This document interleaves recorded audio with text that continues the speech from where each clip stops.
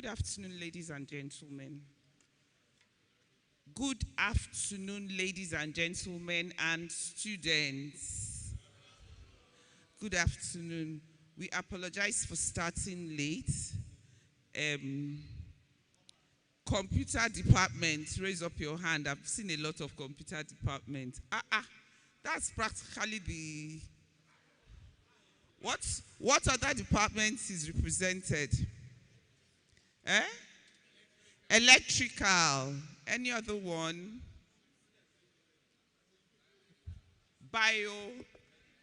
Biomedical. Which other one? Are you in civil? Civil. Okay. But computer is winning at the moment. So let's see how it goes till the end. So welcome to our 30th anniversary of leaving ESUT'. I was going to say this school, but not this this site. There was another site. Because of time, we're going to try to make it very fast so that everyone concerned would go about their day. Before we start, we don't want to overlook the one who has brought all of us here safely, the one who has seen us through, the one who saw us through ESUT', and is still seeing us through life. We can't, irrespective of how tight time is, we must recognize that there's a God that is guiding us. So I would want the Reverend in our midst to come and take us on a short opening prayer. Okay. Is you or should I call your assistant?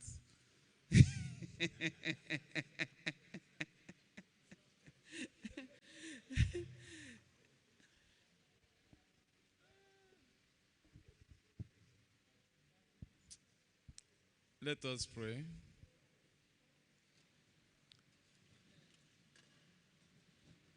We are sincerely grateful to you, our mighty God. For thus far you have led us in this program. You brought us safely from different destinations, from different cities, countries. And we are here today in this auditorium. We want to commit everything into your hands. Our keynote speaker and other speakers, our guests, even the students, we commit everyone into your hands. And we commit our equipment, everything into your hand. We say, Lord, take charge, take control. We believe that at the end of this event, we will have every cause to glorify your holy name. Thank you for working out everything, working out the glory and the praise. We will not stop praising you. Thank you for hearing our prayers. Thank you for answering our prayers. We pray in the name of Jesus. Amen. So today's program has been thoughtfully designed to stretch our thinking and to deepen our connections and spotlight the responsibility we carry as engineers. And when I say as engineers, my dear students, I'm also referring to you as leaders and as nation builders. So we're going to have different conversations, from conversations ranging from socio-economic impact to strategic dialogue and engineering, defense, innovation, and Africa's future. As we move, is he leaving? So as we move through the sessions, I encourage us all to listen deeply, engage boldly, and contribute generously.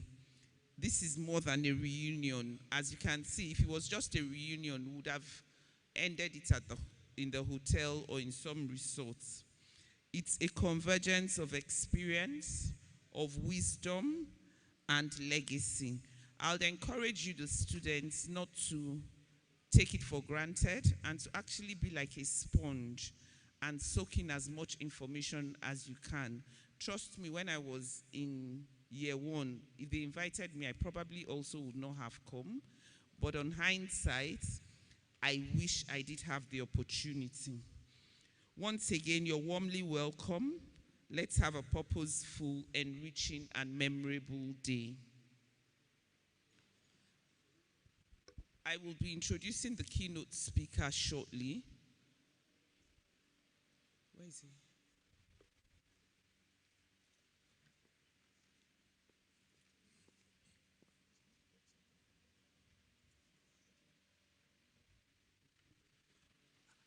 We would give the keynote speaker a few minutes. So while we wait for him to get back in, I had computer, electrical, biomedical. Those were the only three. Civil. Which other department is here? Eh? Megatronics. Megatronics, raise your hand. Okay, computer is still winning. Which other department? Eh? Chemical. Raise your hand if you're in chemical. When next you see your classmates, don't agree for them. They are coming. Okay, we'll see now. At the end, we'll check. Which other department have I left? Eh? Mechanical. How many mechanical is here? They were slacking in my own time too. What of agric? Agric. In the year 2026, that department is supposed to be hot too. No agric engineering here. I'm going to report to your HOD. So today, I can start introducing him. Today we have a very interesting personality that is taking the keynote speech. Coincidentally, once upon a time, he was like us and like you. He attended this same school. At the time, it was Anambra State University. Probably the pioneer set, right? Yeah, the pioneer set. So the first set of engineering students. And he's made us so proud. He's done so well. There's so many things that in a short interaction I had with him, I learned. I saw someone that was passionate. And then he shared a story that resonated with me, and I'm sure will resonate with you. He said at the time, they had the best hands. And I agree with him because I had the options of going to other schools, but ASUTEC at the time was the only university, ASUTEC and FUTSMIN are doing computer engineering, and they had fantastic lecturers. And so they had fantastic lecturers, but they always had a complex. They felt a need to always do more to show when they go for university games and things like that. And he was a bit worried as to whether he would find a job. So he asked one of his lecturers if, when he graduates, if people would recognize his certificate and if he would be able to find a job and generally compare with other engineers. And he said the lecturer said to him that the people he lectured have started lecturing people who have certificates and are working. So how do you think I will lecture you and you will not get a certificate you can use? So that helped him put things in perspective. So what I'm trying to say to you here today is have confidence in yourself. Everybody here has passed through this school and they're doing exceptionally well in their different fields, irrespective of whether they went to an Ivy League school or not. At the end of the day, you are who you say you are. So let that not be an excuse. Don't look down on yourself, and it's no reason for you to sell yourself short of what you truly deserve. And you will compare with any engineer out there in the market. So I just thought to share that story while I'm still waiting for him.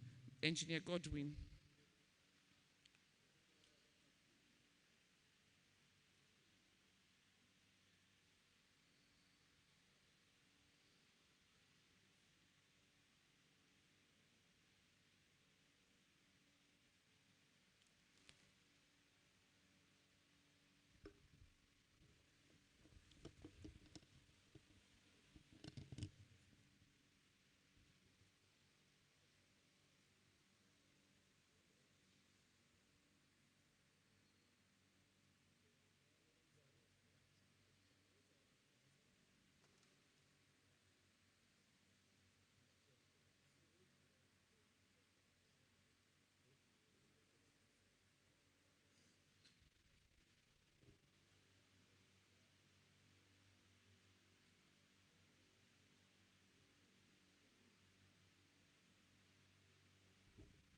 Okay, so while we're waiting for him, I want one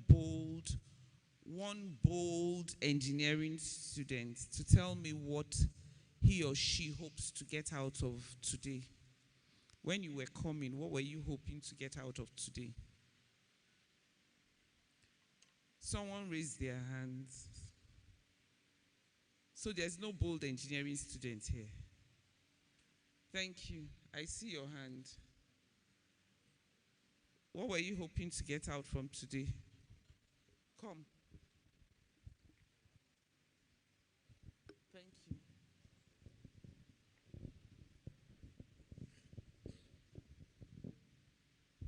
Yeah, good afternoon, everyone. Good afternoon. Yeah, I'm Uchechukwu Chibuke Shedrack, a computer engineering student. So when our faculty president came around and told us, in fact, the single word that just came into my mind is wisdom and experience. So that is just my target. I know that there's just no way I will come around and go back without tapping from the wisdom of my ancestors. So, Well, yes, like I ancestors was in going the to, department. I was going to, No, I mean, sorry. I was Yes, going to yes, clap yes. for you. I was going to clap for you and even pray for you until I heard ancestors. No, but oh yes, with your ancestors, I agree. But honestly, you're going to go places, and that honestly is the spirit, right? And no knowledge really is wasted. As much as you might take it for granted, if you really pay attention, you would be surprised that one day you remember that that event where we went to play, they just said this so, and you'd see that it has come in handy for you at that point. Does any other person have something they want to take out from here?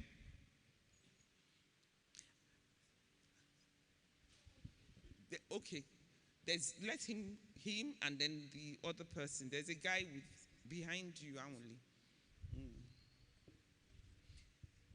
I'd like to know your department too. Okay, my name is Okeke Steven Chukunonso.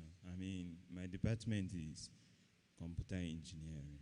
So, from a saying, they say that when you are close to your seniors, your elderly ones, you learn things from them. So, when I heard about today's program in 30th anniversaries of engineers, 1995 ESUT'. So I say that it is an opportunity for me to learn from my elders. That is it. Thank you very much. Awesome. There's someone else that raised their hand. Who is, okay, there he is.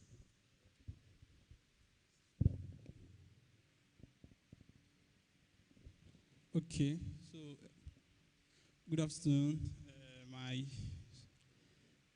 alumni and my students, my fellow students. So my name is Onwudi Praise Ayachukwu, and I'm in chemical engineering. I'm also the president of chemical engineering, ESUT' chapter. and SPE, Society of Petroleum Engineers ESUT chapter. So basically what I came here to do is just to network with alumni, yeah, and learn from them. Thank you. Awesome. Awesome. That's fantastic. What of my feminine genders? Do me proud now. What of my feminine genders? The lady with the red, give it to the lady with the red cardigan or so.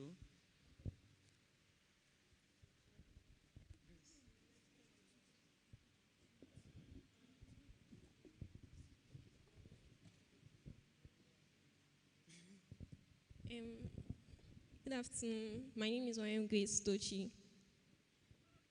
The main thing that captivated me when the president came to invite us was that there was a chance to win like scholarships and awards, like the sum of 30 to 50 million. Okay, so let's talk about awards. If we were going to give out awards, what award do you think you will win? You. Maybe the 30 to 50 million naira. The what?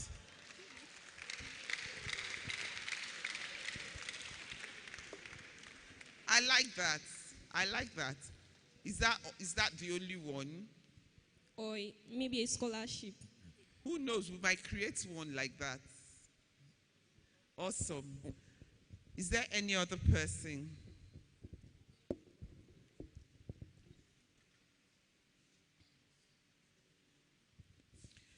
Okay, so we'll get on with the program. I had already hinted you a little about the experience, the short experience I had with the keynote speaker, and that lesson I learned it in less than 10 minutes. This afternoon, this fine gentleman represents the very essence of what today is about: engineering that solves real problems and creates tangible impact.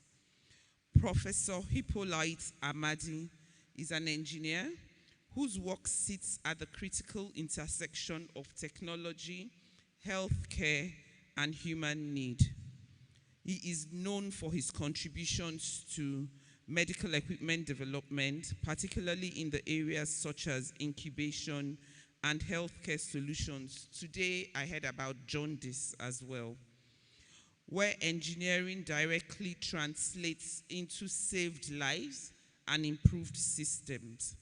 His work reflects deep understanding that engineering is not only innovation, but about responsibility, designing solutions that are practical, accessible, and relevant to our socio-economic realities. Today, he will be speaking on how to create socio-economic impact as an engineer.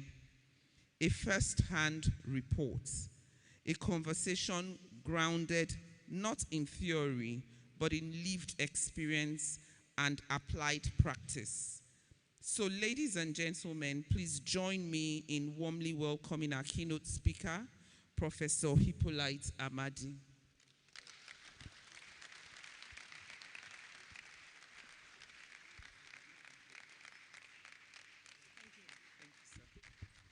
Thank you so much.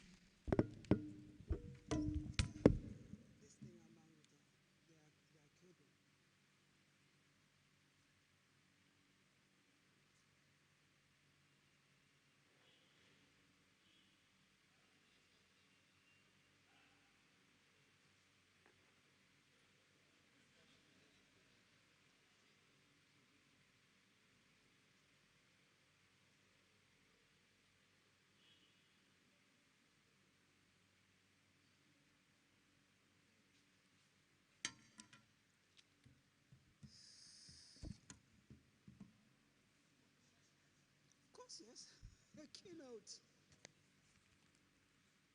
Sorry, I'm not an analog professor, I'm a digital professor. So, the best way to enjoy enjoy the thing is to see me forget things in the world.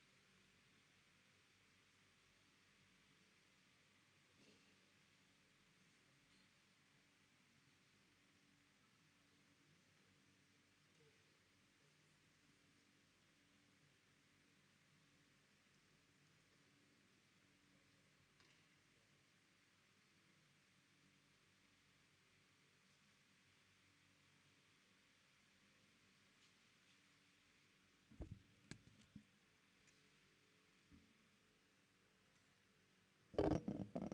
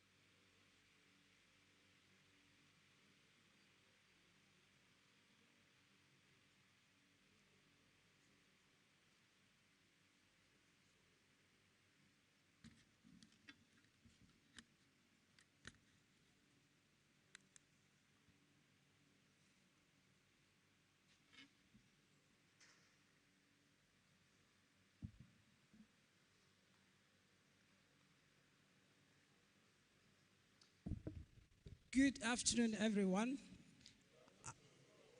I want to especially thank the ESUT'95 for inviting me to come around. And I'm glad the students are here, representatives of the Faculty of Engineering and maybe the other faculties. But how I wish that members of the Faculty of Medicine are here as well, because they would benefit so much from this. I'm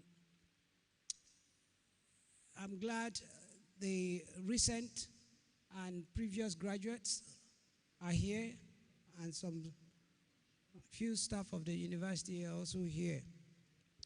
So my talk this morning or this afternoon will be as passionate as it should be, or it could be, because I felt that I'm coming to deliver what I received here so many years ago. I've come to inspire.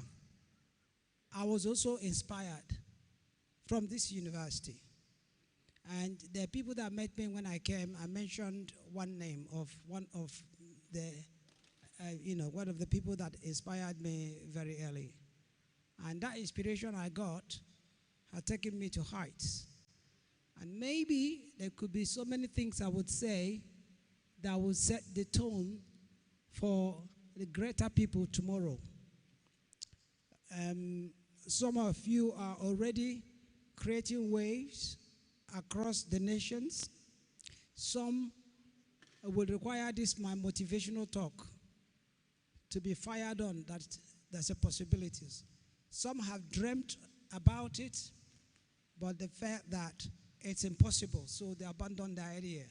Perhaps my talk today will light or reignite the flame again. And you will now end up beginning to run faster that you never knew you could run. For those who saw me earlier, when I arrived, I made a statement which perhaps if you do not pick any other thing from me today, please go home with this one. And I was talking about myself, that I will not regard myself as a great scientist or whatever profession, however you would want to describe me. I will not regard myself as that great person until the people, at least one or two or three or four, if I wish 10 or more, of those that I inspired grows taller than me. Those I inspired grow taller than me and become greater names than myself. That is when you talk about success. So how do I achieve that success? It is by making sure that those people that are coming behind me, I'm able to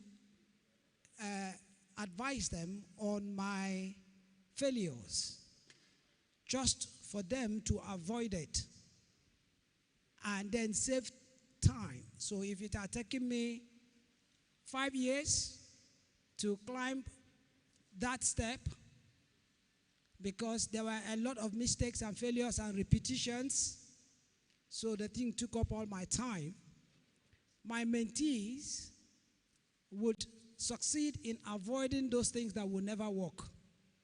So my job is telling them that these ones would not work. So don't go waste your time. This is what will work. And then they will catapult themselves and avoid the mistakes. So what took me 5 years to build, the position that took me 5 years to reach, will now end up taking them only 2 years, because I have taken away the 3 years of learning and the 3 years of mistakes, taking it out of their own race. So they'll find themselves early on that particular platform, and then the rest of the years will be climbing higher than me, if you understand what I mean. That is what mentorship is. That is not what inspiration is. And then encouraging such people that they can actually dream it, aim it, and achieve it. So I saw this invitation as a very important one, because right here are people who will become greater Professor Hippolytes tomorrow. And I'm talking to you students. If you can remember that there was a time I was a student here, and I made a trip, and that trip changed the entire course of my career and brought about this particular figure that you guys may have been reading and searching through the internet. So it's all about inspiring. The first aspect of it is reunite, and ESUT'95 have been reuniting and enjoying themselves, having fun.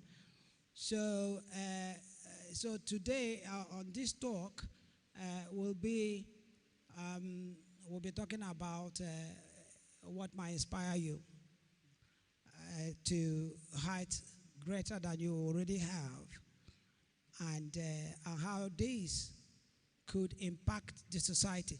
Practical demonstration, displaying or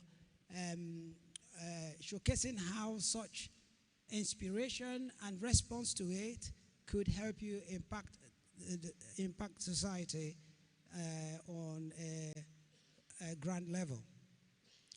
So for those of you who may who are able to read that print, you will see the one word there that civil engineers will say, is it talking about civil engineering? I called it superhighway to early neonatal mortality in low middle income countries of the world, gated. You know, it's like when you have a superhighway, computer scientists also make use of the word superhighway. It means that it's swift, it's unstoppable, and if any person gets on that highway, it will be difficult for the person not to, it will be difficult for the person to be stopped. So in terms of life and death in medicine, we also talk about superhighway to mortality. That is when somebody steps into that, that arena where there are most solutions and where what is available is not sufficient to solve the problem. Before you will call Jack Robinson, the person is dead. So can you think of somebody saying there's a superhighway and there has been a gate to shut it down? So he's literally telling a patient who is about to die, you can't die as long as I'm here. And that patient has no choice, will remain alive and get off the hospital on his feet. Isn't that great achievement if anyone could do it, especially in a society like this? So there must be something to use as an example to convey my message today. You'll be hearing a lot about medicine because, yes, primarily trained as an engineer and still practicing engineering till today, I'm also trained as a doctor. I have double I double in my university as both professor of medicine and professor of engineering. And it is the combination. I've had people ask me questions like, why are you so successful in medical practice? Why is it that whenever you step in, patients will stop dying? And when you leave, perhaps they resume dying. And I told them that the secret is that medicine does not go too far for me, but whenever medicine gets choked up, my engineering sets in and conquers the waves. So the engineering is the bedrock of my successful medical practice. So, so when I use that word, if you are an engineer here or aspiring to become an engineer, you will realize that you hold the solution of the society in your hand. If you refuse to act, the society cannot move forward. So it is only when you understand that if the legal system of a country must function, the engineer must be there. Medical, the engineer must be there. You see, why this my talk is a very important one is that is because a medical doctor here cannot say, oh, he's castigating medicine because I'm one of them. And I operate at the highest level of medical practice. So I create solutions. I stop patients from dying. When there is no solution, I can instantly create something. If I understand what is wrong with that patient, I can swiftly create something and stop that patient from dying. This is not from medicine. This is from engineering. So it is not something about defending one's profession. Okay? So engineering goes the extra mile that other professions can't. And if you really want to impact the society, then you need to take your engineering seriously. Whether you are a student, engineer, aspiring to become an engineer tomorrow, or you're a graduate, early graduate, late graduate, even if you're retired, it can still be firing on. I have a lab in Nigeria. I don't live in this country, but I have a lab in Nigeria. Whenever I come to Nigeria, I stay in that lab to create things, to solve problems. So it's all about problem solving. Engineering is all about problem solving. So this is, I'll be using example from how I stopped the superhighway to neonatal mortality from terrorizing newborn babies in this country. I am visible everywhere in Nigeria. When I go to any part of this country, they tell me, welcome home. Kano, Katsina, Maiduguri, Yola, Nguru, in Yobe State, Tamaturu, Abuja, Mina, Lagos, Abeokuta, Ilori, Lokoja, Kefi, Makurdi. I can go on and on. Ali Boba Buruburu, that's how I will put it. Calabar, Port Harcourt. I'm local everywhere. I'm local everywhere. And if you want to boast about me being part of the same alma mater as yourself, you can say that in the history of Nigeria, and I still wait for any person in this country to stand up and floor that statement. In the history of Nigerian medicine, there had never been any medical doctor who has conferred 10% of my grant coverage in practice in this country. Ever. Never. But I wish that some people listening to me today will conquer that record. That's what I want. I push people so that they will outdo me. I push and I push and I tell you, you can do it. If I did it, you're able to do it. That's one thing I tell my mentees. The first thing I usually tell my mentees, I like telling the story of the first time I failed a course in a university. It's not in ESUT, because I left here as a star student. I left this university as a star student. I'm in Imperial College London. I failed a course. And one black student that came on my surgery, she wanted to leave. She wanted to drop out. Very bright black student who came into Imperial College based on merit, scholarship.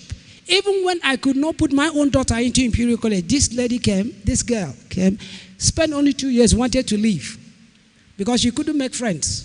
You know, the life of British people and all that. And somebody said to her, why don't you attend Professor Amadi's surgery? And she said, who is Professor Amadi?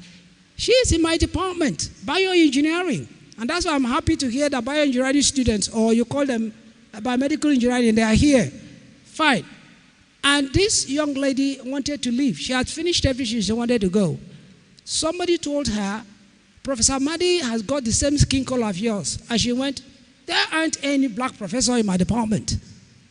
And then the name was mentioned to her. She only needed to tap it on her phone. My profile appeared. She said, then she sent me an email. I invited her to my surgery. And she told me that it's too difficult to go through Imperial College, that it's too difficult to even pass her courses. It's too difficult for this, it's too difficult for that. And I told her that there's nothing wrong in failing your courses. You fail, you try again, you pass. She said, not in this university. I said, but I failed my courses. She said, I said, in Imperial College.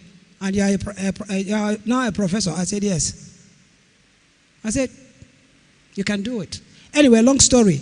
The lady will be graduating from the university this year.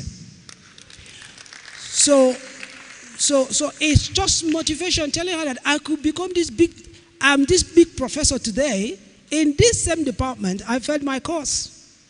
So it becomes a very good tool for me. I normally tell my mentees that you are smarter than me. So if I did it, you can do it. Right. I'm going to be motivating by telling the stories of how I gated the superhighway to the mortality of the newborn in this country. Like while we were, maybe some people would have seen me looking at my phone while we were at the VCs. I have a patient I'm treating even while I'm here at Abakaliki. I have another patient in Abuja, in Imo State. There's no other patient they engage me of. I'd have been notified of another patient all over the country. I could just suddenly now, where's my phone? It beeps. Then a patient in Kano, a patient in Benin. I have saved across this nation. They said, medical statisticians said, this was a publication of 2019, over 12 million Nigerian babies have been impacted by my work. I didn't say 12,000, 12 million. That was 2019.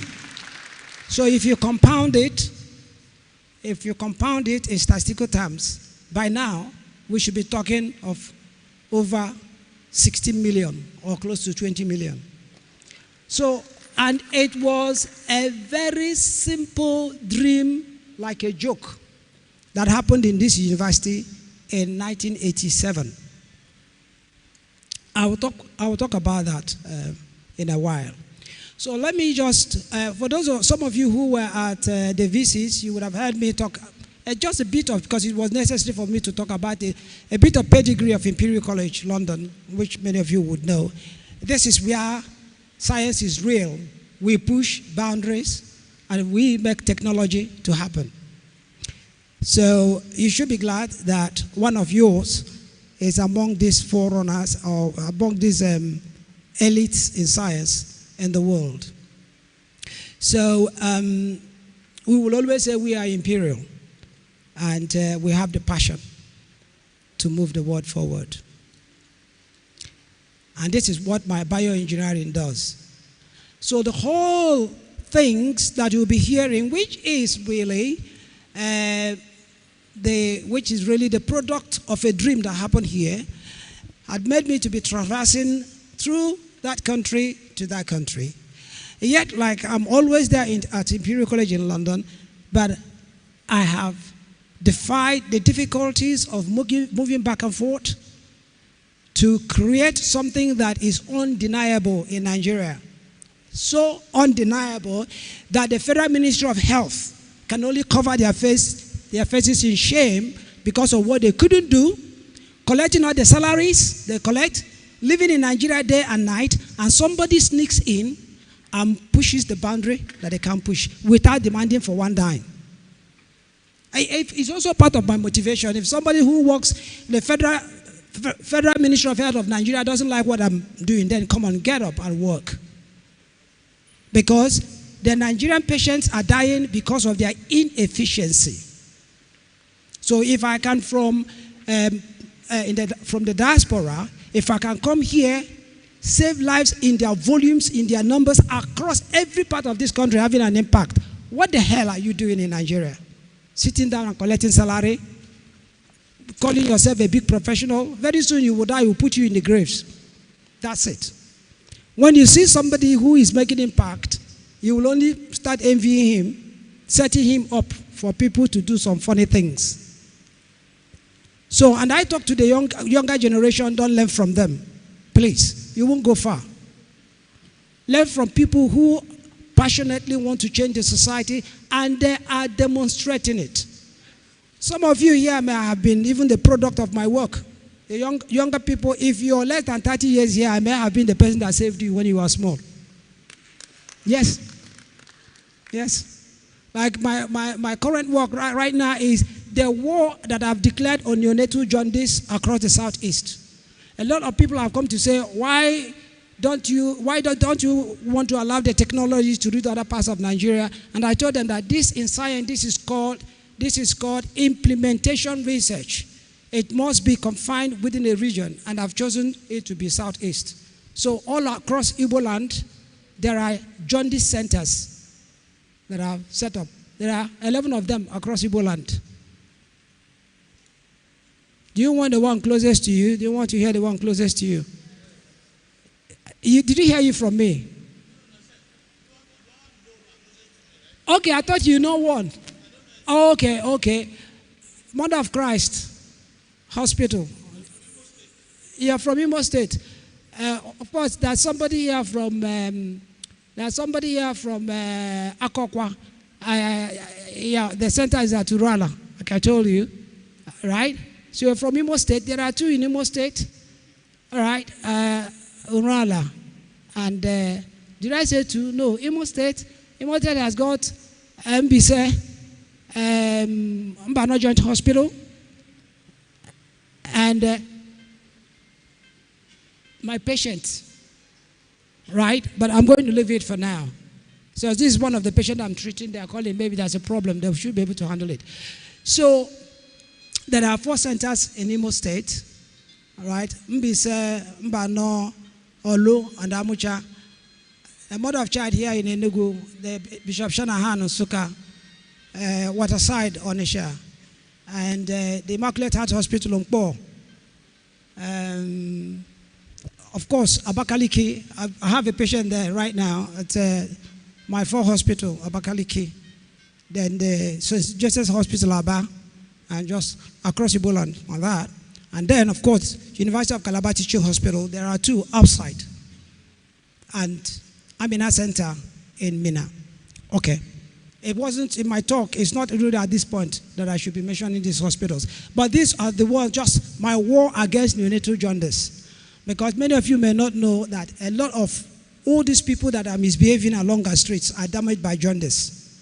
Because they are poorly treated, even at the teaching hospitals.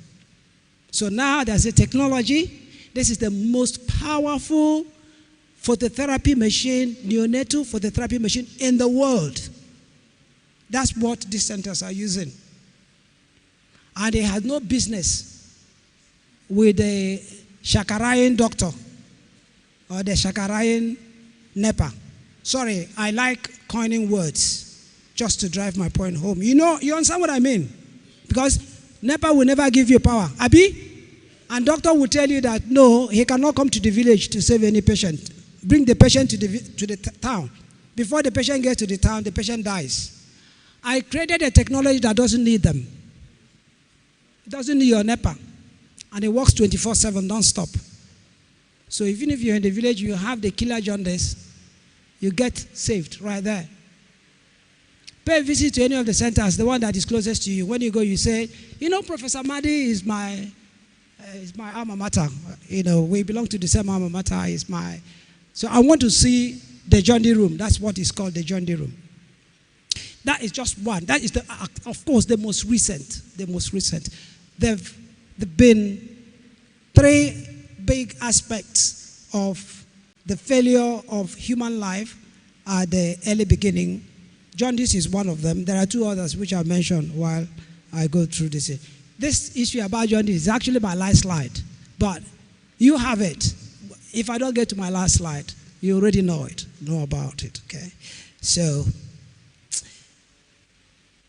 I didn't start at 2005. I observed the troubles. I worked to see if I could change things. And in 2005, I was able to collect evidence, publications that could give me a datum, that could give me the platform understanding the situation of things in Nigeria. It was appalling. And nothing, if you're seeing what I'm written down there, if it is clear enough to you, but I'm going to read it out so that you understand. None of those publications, every number you see me right there is extracted from peer-reviewed publications. So I discovered that all through the years, from the time I came one-on-one with the problem in Nigeria, that there was this big problem of high neonatal mortality in the country. And there were these 3 major reasons. At the beginning, I didn't know there were 3 major reasons, but I later got to know that you can actually summarize everything under 3 groups, but just 4 or maybe 5. And I will explain why I danced from 3 to 4 to 5. Because number 4 and number 5, I can actually shave them away. So these publications said something in 2005 that made me afraid. So these publications were all about mortality. So it was quite evident from that there's a class of babies that never survived. And we call these babies extremely low birth weight babies. So when a baby is born 1,200 grams, or in most of the cases just from 1,000 grams and below, they call them extremely low birth weight babies. They are preterm of preterms. So they will never survive. When I joined the scene, they aren't surviving in Nigeria. They were not surviving. So this is what was evident from publication that the extremely low birth weight mortality rate, that MR is mortality rate, 100%. And the articles are just down there. These articles were extracted from teaching hospitals in this country. So now you fast forward to, of course, you know there's a gap because they must survive. There's a gap. There's a gap. Whenever there's a gap, it is needed to be discovered. When it is needed to be discovered, it means that it's need to find the missing link, the part of the jigsaw puzzle. There's no, I should have actually taken my pointer. It's in my bag. But you see that jigsaw puzzle there, right? You see that jigsaw puzzle, this puzzle. You see the missing one, right? Somebody must identify himself to be the one who will fit into that gap to make it whole, to make it functional. The problem in Nigeria is that there are gaps, but no one wants to sacrifice himself, train himself, and make himself available to fit that gap. And so long as that gap remains, that problem will remain. And many of Nigerians have come out generation after generation. They saw the problem, they lived with the problem, they died and left the problem. Right? I don't want to talk to people who will be born, they see the problem, they live with the problem, they die and leave the problem behind. Then you are a passenger. If you want to be an active person who has come to this world, when you see the problem, you study the problem, you reshape yourself to fit the gap, like that jigsaw puzzle, you go in and close the gap. So that's all you'll be hearing about. And that was what is necessary. I'm a Christian, and I like using biblical terms because biblical words are words that have endured generations, and they remain valid, active, and alive all the time. So what I'm talking about has already been clearly and better expressed in the Bible. In Romans 8:19, said that the earnest of creation awaits patiently, eagerly for the manifestation of the sons of God. In other words, you don't manifest, their problems will continue forever. Manifestation means that you've got to actively get involved, to be seen, to be known. You can't hide. It's just like what I'm doing right now. If I say I don't want the world to know me, then I'm joking. I'm joking. I get more than 25 invitations for keynote all over the world every week. I was telling somebody that I'm going to, I will soon, okay, you're a very smart guy, you found it. Great. But were you able to put the battery in there? Wow, you're smart. Let me see.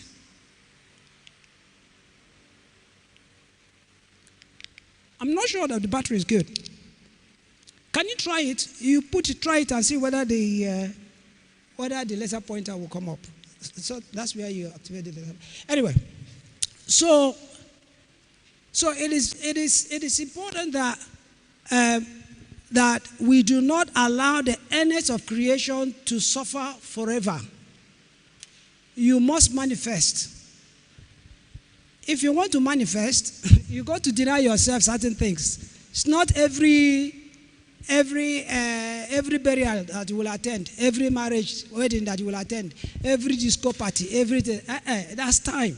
You need time to manifest. So some of those things, you got to shift them. And then utilize your time to create yourself for that manifestation. But you have to first of all be passionate. So you fast forward 2025. Because I saw a problem and decided to reshape myself to fit into that problem.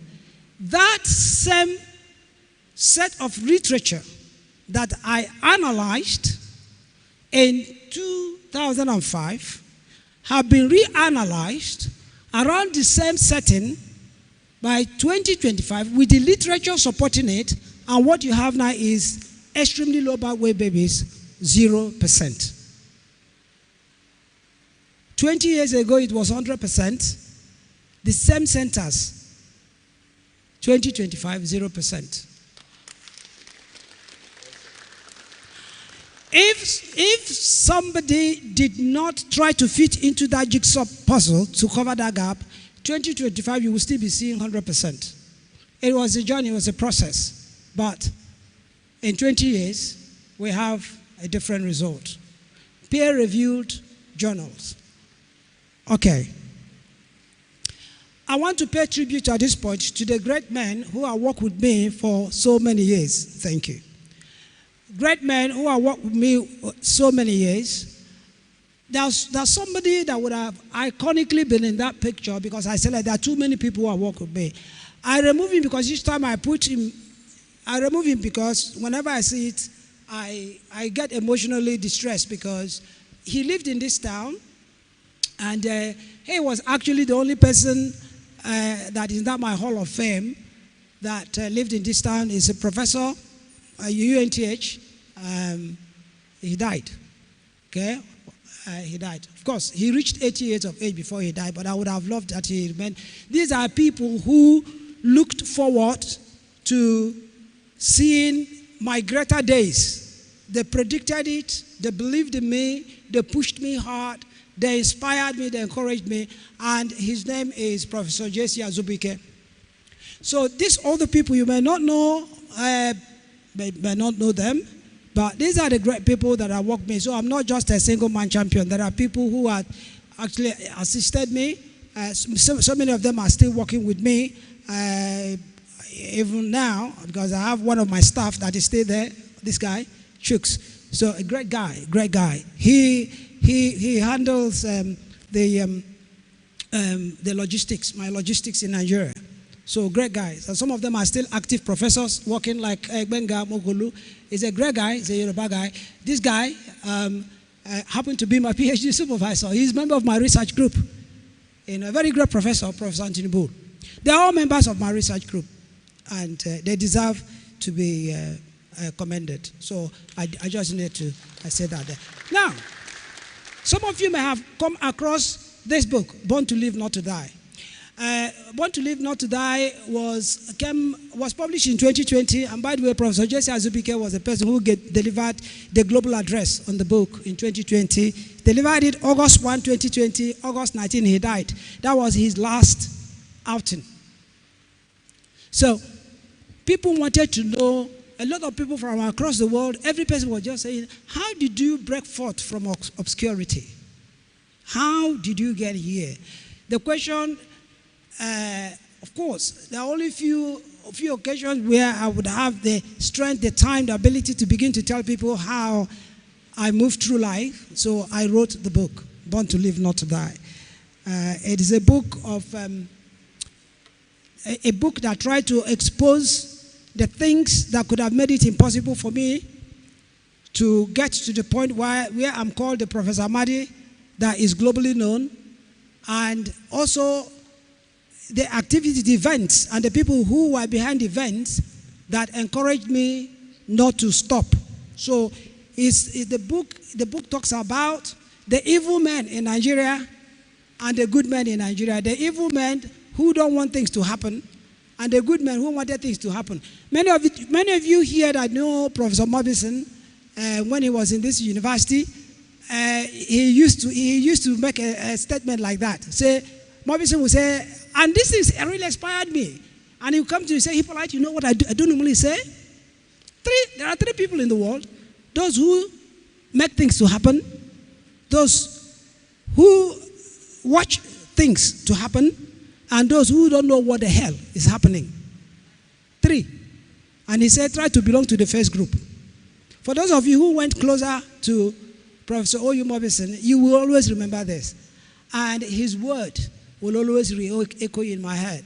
I want to make things happen. I want to make things happen. And I've made things happen. You know, you get to a point in your career, you say, yes, I've done it. I say it boldly, I've done it. So, For those of you who want to go higher than me, because I know you can get there. If from obscurity I was able to get there, come on, you will get there, you can get there faster. Look at Brando here. He's conquered the German wave, entered North America, and he's still pushing. I'm many years older than you, so you have many more years. You got to fly that kite higher than myself. And so many of you here, I know you can go. Even the young ones now, you know that you can actually dream it. I dreamt it right here in this university. In fact, you even have a more beautiful environment to dream it. I dreamt about it in the ESUT or ESUT'95 in the bush, right? You have beautiful campus. We had a makeshift campus. So if I was able to dream it in a makeshift campus, you can dream it bigger here. Right. So 4 things. Discover the gap. Like I just showed you that slide. The gap. Always keep your eyes open because there are gaps everywhere. In fact, Nigeria is a virgin land. There are gaps upon gaps upon gaps, like that jigsaw puzzle, waiting and begging for somebody to reshape and fit in. And when you reshape and fit in, you can't hide. The fact that I live in England did not, and the fact that I'm an Igbo man, and the fact that I'm somebody who can stand on the podium and tell the president off. I do not, those of you who followed me to the VC, you said that I told him how I felt. Simple. That's me. And no matter who you are, even if you are Mr. Trump, I will look at him and tell him what. But one thing he will discover is that I will not say it to insult you. I will not say it to castigate you, but I will tell you you can get better if you look at this thing. So that's it. And Nigerians don't like people who tell them the truth. That's why some of them will just go as far as going to dupe Barclays Bank in my name so that Barclays Bank will jail me. Yet they saw me walking the street. They have not even bothered asking me, why are you not behind bars? I'm telling you, some people that are being paid salary in Nigeria today got together and said, we must shut Hippolyte up, shut him down. And they went to that. These are top professionals in this country, went and duped Barclays Bank in my name. They were waiting for me to be jailed in 2020. In 2022. And in 2023, my name erupted in Nigeria as the best scientist. And they started celebrating me. The person who led that gang of thieves sent me a text message. Congratulations, Professor, we are proud of you. I said, I will first of all take it because I own it, but you are a rubbish human being. So that is the country. And you will be a coward if you are going to hide away because of that situation. If that situation dwarfs you, then you are a coward. Even when they waited for Barclays Bank to jail me, do you know what happened in England? Barclays Bank called me for a meeting. And I was busy preparing my defense. And they said, no, it's not about your defense. It's about an advice we are giving to you because we know that you've been duped by Nigerian criminals. We know you. We are proud of you as a British. We're proud of what you've achieved for our country. And when I say our country, that is Great Britain. And we know that somebody must have done this. We will not prosecute you, but we just want you to agree that you are owing the bank.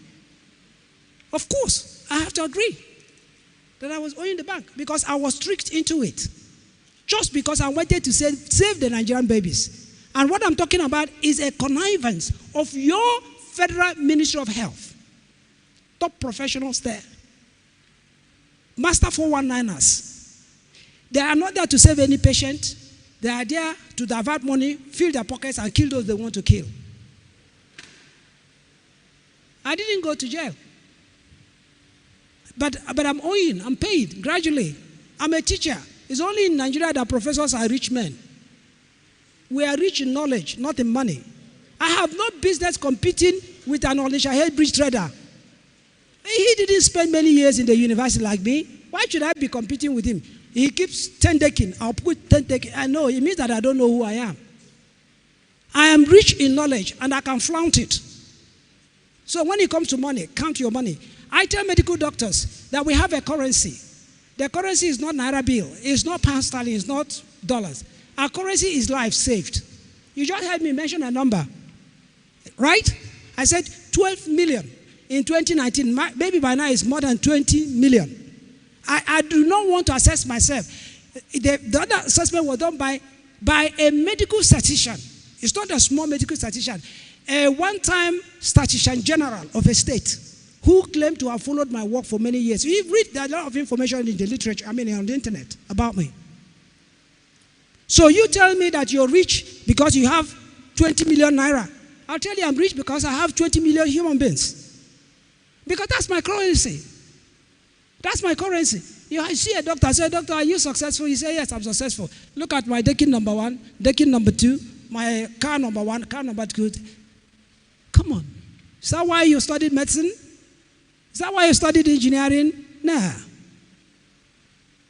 Because if it's about money, why did you go to university? You can go to Onisha Head Bridge. Only a boy of, 4 years. Right? So, discover the gap. There are too many gaps. Young people, don't say you're too young to discover the gap. Young graduates, even older graduates, there are gaps. You have been trained as an engineer, you can create things. Give yourself a challenge and you see work. When you see the gap, one thing is to discover the gap. Then when you see it, think about it. Don't just say, there's something I just saw here. Then you walk away and go to a bar to eat nkwobi. Think about it. When you are thinking about it, start asking yourself some questions like, what can be done to close this gap? Because if there's a gap, it means that somebody can fall into it and die. It needs bridging. Don't leave it for another person to do. Just don't gossip about it. Attempt to design and construct its functional solution. This is what makes the difference. That's what made Bill Gates. That's what made Mark Zuckerberg. That's what made Hippolyte, the person standing before you now. The first gap, young people, you may think that he must have discovered the first gap when he was a lecturer. He might have discovered this gap he's talking about when he was a graduate. No. I discovered it in 1987. I was still a student here. Traveled to Port Harcourt. I went to see one uncle who is a medical doctor. For those of you who live in Port Harcourt, the name of the hospital is Ebony Hospital, Port Harcourt. If you're lucky to have bred, born to live, not to die, you will know this story because that was the beginning of the thing that the world was craving about. They wanted me to tell my story. So the story started from that simple visit for a weekend in Port Harcourt. And I walked into the laboratory, medical laboratory. The person operating it happened to be, of course, the owner of the hospital is from my town. The person that operated the medical laboratory from my town. So he's a Dede. So I went to say hello to Dede. Then I now saw Dede winding his manually operated centrifuge. Right? 4-pocket centrifuge. You know what centrifuge is? From engineering, centrifugal force. We use it to sediment biological solutions in the laboratory. Sediment it in their discrete masses and sizes, and then extract the part of the volume that we require for further investigation. That's what the centrifuge is, a very important part of any medical laboratory or even in industrial laboratory. So he wasn't even listening to me. He didn't even know I came in because he was sweating. I was in year 4 engineering. I was in year 4 already thinking about my final year project. So when he finished, like, oh, Hip, because they used to call me Hip in my place. Oh, Hip, you know, I was just watching you doing all this and that. But I said, Uncle, why do you labor? Why do you over-labor yourself like this? He said I should sit down, and then he had his groundnut. He loved eating groundnut. He gave me, say, can you share my groundnut? So while I took some groundnut, the peanut, I was asking him, but why were you so laboring yourself like that? I mean, you could be doing other things while that machine is spinning on its own. He said, what do you mean? He said, do you know what that is? I said, I don't know what it is, but no matter what it is, I could see that you're winding it. If you motorize it, put some kind of electric motor or something, it could turn this thing for you while you're busy doing other things. He said, can you do it? If you see the expression, read my book. I try to bring it to life. If you see the expression in his face when he said, can you do it? That immediately, what I'm telling you was 1987. So that time, Nigeria has developed so much. Okay? So that you even have that manual centrifuge, your lab is one of the number one. He said to me, the electrically operated ones exist, but they're too expensive, they're imported. No one, you can't even go there. I said, what's the big deal? He said, listen, if you can do this, I'm using his word, if you can create this thing you're talking about now, you have had your meal ticket for life. That was what Augustine told me. And that was the day I saw the gap. And I returned to Enugu with the gap. I went to Professor Fodile. I said, Prof, I know what my final year project will be. He said, what is it? I said, medical laboratory centrifuge, and I will make it automatic. He said, no, you can't do it. How can you do it? I said, Prof, I want to start early. Anyway, the rest are stories. So I produced that equipment in this university, and this university was using it for exhibition for many years. Okay? And by the time I returned to do my master's in this university, I was already growing wings and tentacles, dealing with medical stuff. So it was in this university where I was doing my master that I now started creating more because discovering that gap and then going in and seeing that it's not just centrifuge. They had problems with laboratory incubator, laboratory water bath and all that. I will only go to the laboratory, collect some books and read. And then I begin to think about the materials I've seen from Oboete Market. Do you know my best friends those years? Akbakara Dimbom. You will read it. I had to put it like that in my book. So even when there's white people struggle to pronounce it, I gave them the meaning. Scrap market. That's where I used to go. Many of the things I created, I go to scrap market to look for actuators that could come closer to it, and then I make some amendments, and I get what I want. And I convert these things for starting from medical laboratory solutions. Then in 1980, because that showed me there was a big gap. I was now looking further inside. 10 years on, by 1996, I paid one iconic visit to Calabar, and that was when I saw that Nigerian babies were dying needlessly. The problem was, they told me, was that there were no incubators. I said, incubators? Of course. I was already fixing medical laboratory incubators and even building mine. Sorry, this is my presentation, maybe some other time. You will see, you may not see the machine live, but you will see the pictures of those years and the things that I created. So medical laboratory incubators, we are part of it. You know, the first thing that flew up my head, if this one answered incubator, this one answered incubator, maybe there might be something linking them. I went back. I was just one fine young engineer trying to make a difference.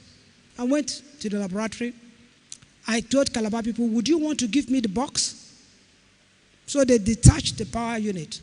But before I left Calabar, they said they have called all the companies that are well known in this country. They've all come and they've all failed. So there was no hope. They could let me go with the box. But 1 month after, I came back to Teaching Hospital Calabar, very nervous. And I'll say, be careful when you're putting the baby there, but let us see whether it can respond with the babies. And that was how reprogramming incubator started in this country. So it was all about discovering gaps, trying to make a difference, even if it is not the best of all differences. And my entire life became synonymous with discover the gap, do something about it. So I thought at the very beginning that it was all about incubators. When you fix the incubators, then you have saved the Nigerian babies. But when I fixed the incubators, I discovered there's something called respiratory distress. In fact, the respiratory distress thing became a monster that to doctors it was like, don't go there. Don't go there. And I said, okay, I think I've gotten to the point where I will go to medical school. It was at that point that I left this country. And I said, I must go to the best university in the world who will teach me the best style of medicine. And then I will fuse it together. And I'll make a niche. I dreamt it. It was not easy, but I got there and I conquered it. Of course, I've already mentioned that I failed my course. Okay? For the first time in my life, I failed a course.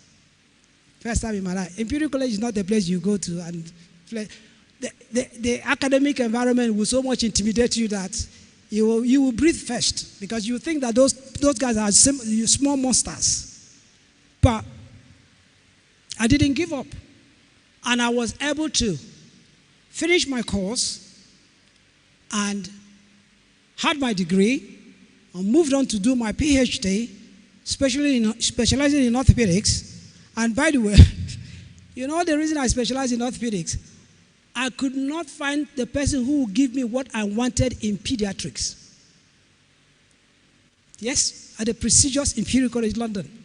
Because I was so detailed to explain to the professors what I wanted for a PhD.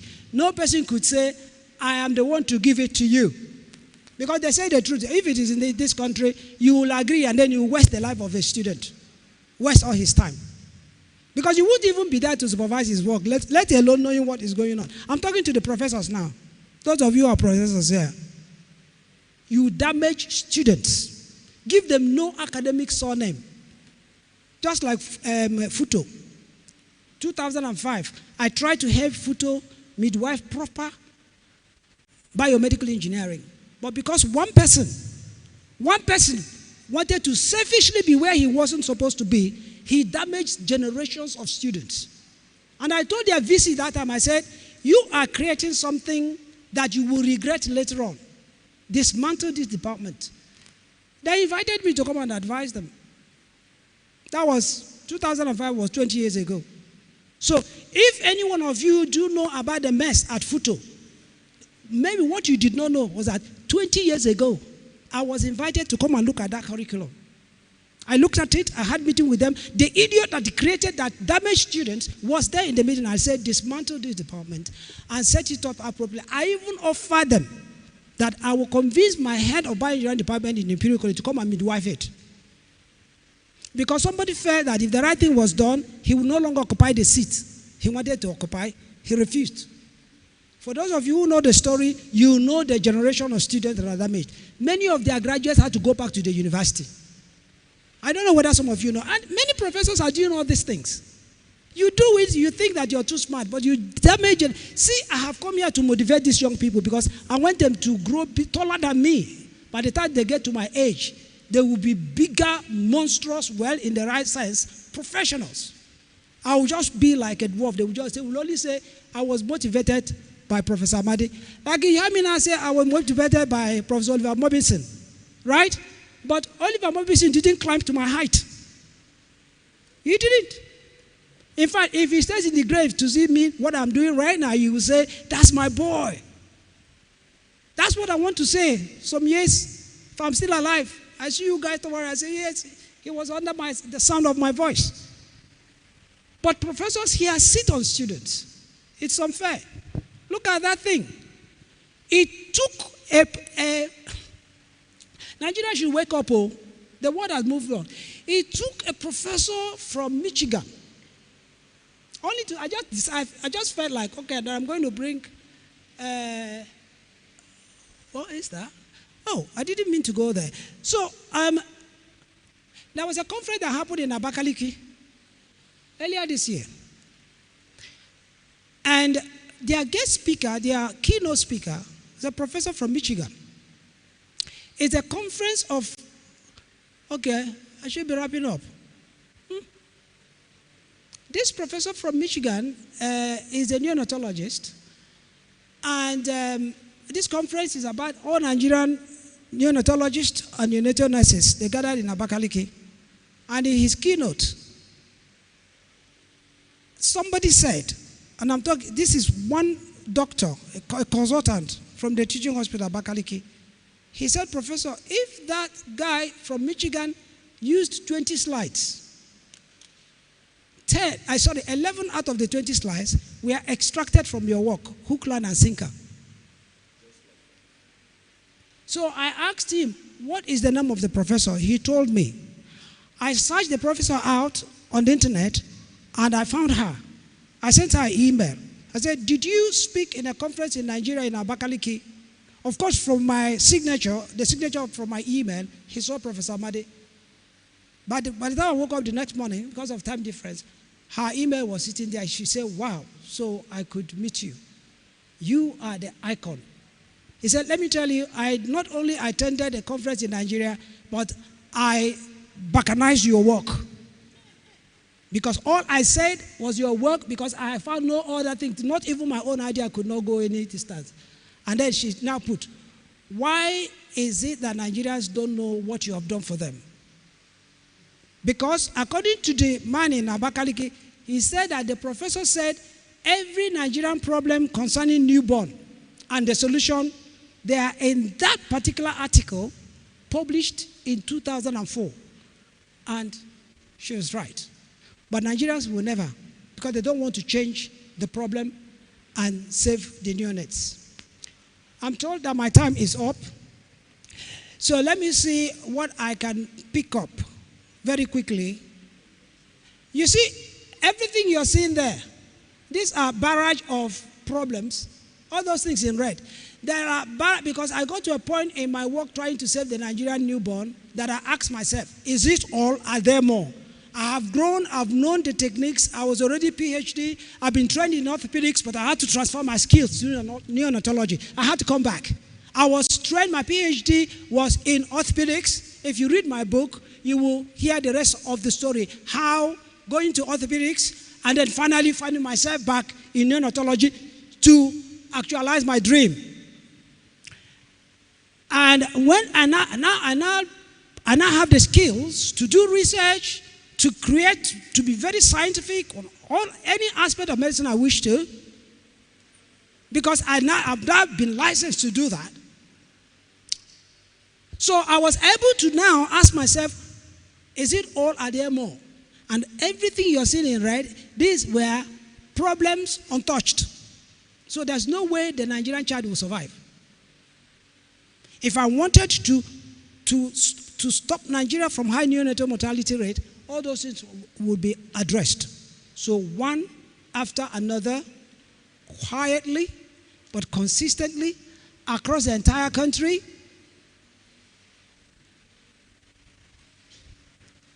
Okay, you've already seen that. When I said across the entire country, I wanted to show you guys. You see every little dot you see in that map, that's where I have worked, and more that are not there. Across the entire country, I bulldoze. Every person says he lives in England. He said, but I come to this country, and I do what I do, and I go back. But touching every nook and cranny of the nation, using solutions that people could afford. At a point, every incubator that was in the dustbin was brought back. I still remembered one iconic man incubator at Abakaliki that when I asked them, do you still have more carcasses? They said they've thrown some of them away. I said, take me to the place. No, literally. We went to dump sites to recover incubator carcasses. I put them back to the world to save lives. That was when Onyebuchi Chukwu, the former Minister for Health, when he was the Chief Medical Director there. That time, Dave was the chairman of PDP. But I don't want to change my story now. So of course, I made UNTH flourish for many years. I was the backbone of their excellent practice there during the time of J.C. Azubike, the professor that I mentioned that died, all over this country. Okay? So you find that gap. You create that solution that is affordable. It's not a solution that will be competing with the foreign ones. You create a solution that fits the society, and the society can manage, handle, afford, and then give them a solution that will do the work. It may not be a high tech, but it will be functional. And this is the way this is the technique I use to crack the problem of Nigeria. This one is when I talk about somebody who met me somewhere. I said, World Health Organization quoted something, and then that is the work. Evening fever syndrome in the neonate. This killed so many patients in the north. Even in Abakaliki, because part of Enugu, a lot of patients died because of EFS. People didn't know what it was. I discovered EFS. I was the one who gave it that name, evening fever syndrome in the neonate. It's my word. Some people would, I said, yeah, that's my word. I've coined a lot of words that are in the medical literature and are being gazetted by the World Health Organization and using.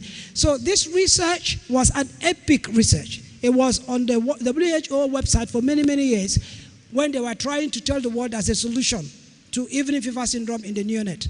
And the doctors used to think it's a disease. But I came out and said, no, it's not a disease. It's only a climatic condition. And they were going to solve the problem, created evening fever syndrome, and then made it standard that in teaching hospitals and all, wherever newborn babies are being looked after, you must respect that principle. And it solved the problem. So, because I will have to stop, there are so many things that have been created that at the end of the day, the Nigerian child could say, I can live. So, that is thermoneutral dynamics. Things relating to heat, incubator, or maybe the sun causing havoc. But what about, I can't breathe, George Floyd?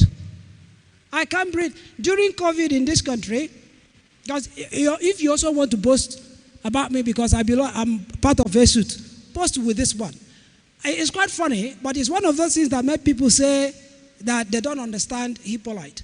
During COVID, when Nigerians were crying that they could not breathe and they wanted a solution, big men were dying, dropping and dying, I got minimum 11 requests from either Nigerian government, state government, federal government, or agencies. Minimum 11 official requests. Do you know what the requests were? I should please that they could even fly me on private jet back to Nigeria, but they wanted me to go and bring my stock of about 27 ventilators that I have built for the newborn in Nigeria so that I could do whatever I could do to convert it to drive adults who were dying. And I answered each one of them the same way. I said, it would be such a fun to me to watch Nigerian adults die and know how we feel like not to be able to breathe. One of them said, why would you say that? I said, because the babies have been begging to breathe. You guys deafened your ears for many years. Test it and tell us how it feels. I never did. I never did. I'll be crazy to do that. And that's Hippolyte for you. So it took the Nigerian Prize for Science in 2023 for a big corporation in this country to say, we want to join hands with you and save more lives. And that's LNNJ. So we set up what is today known as Respiratory Support Substation within every special care baby unit. But there are only 4 teaching hospitals benefited from it in the country. And those centers were set up October last year. So as you can see, each one of them is more than 1 year old. Teaching Hospital Bayelsa, they distributed it across the country, but Teaching Hospital Bayelsa, Teaching Hospital Benin City, Teaching Hospital Abuja, and Aminu Kano. Teaching Hospital Kano. Those are the only 4 where you have RESP-SS in this country. It was designed by yours sincerely, installed by yours sincerely, developed, everything, trained the doctors, the nurses, practice in all those places, serving. I'll give you a typical example with Benin. They have never lost a patient. That's how efficient it is. I'm setting up one of the devices at Abakaliki now. I had already given the teaching hospital Abakaliki some, but not the rest persons. So these solutions, when you bring all of them together, you give me, they just told me that they just have a 1,000 gram baby at Abakaliki. And I say, okay, I'm closer to Abakaliki that I'm coming. Give me these solutions and a tiny baby that is 1,000 grams, even 600 grams. In my center in Kano, they have saved 500 grams. That is the tiniest baby to survive, to breathe independently. A record now. So give me the baby. If I'm able to use my thermoneutrodynamic systems and respiratory support systems, and what you're seeing there is, I may not play the video, but what you're seeing there is the Polite Heart.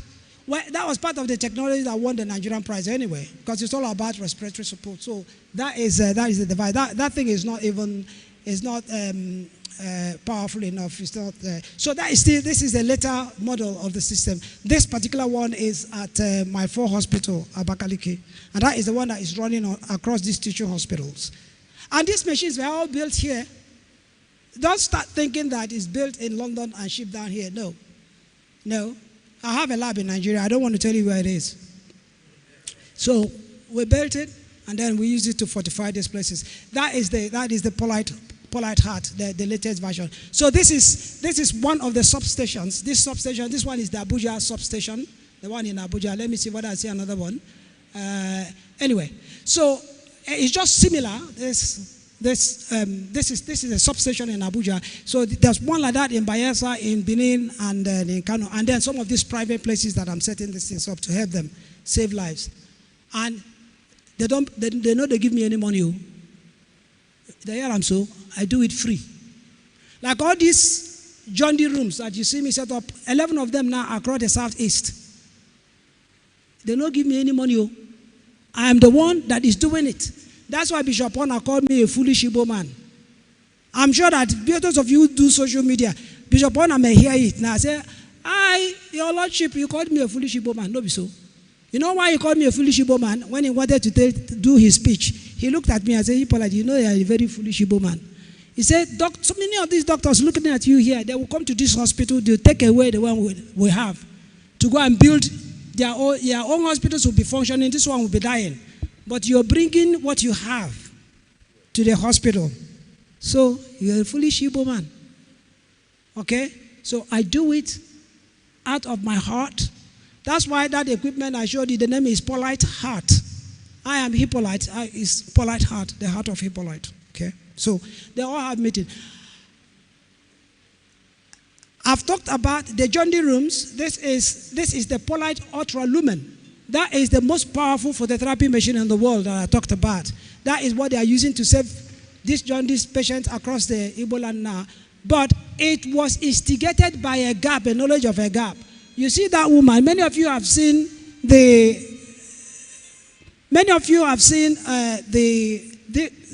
thing is in a social media video. A Hausa woman whose child was damaged for life, and she cried out. That video, I think, started sometime in 2019 or so. I got to know about the video because one pharmacist at the Federal Ministry of Health, Abuja, posted it and asked me one silly question.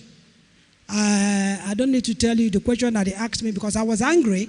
This woman was crying. This woman was you will see how much distressed because of the complete damage of the child. And this very senior staff, a director, casually sent the video to me and asked me a stupid question. And I told him, I don't respond to questions like this. This woman is finished. And it is because of the error of the Nigerian medical system. And you are taking it with contempt.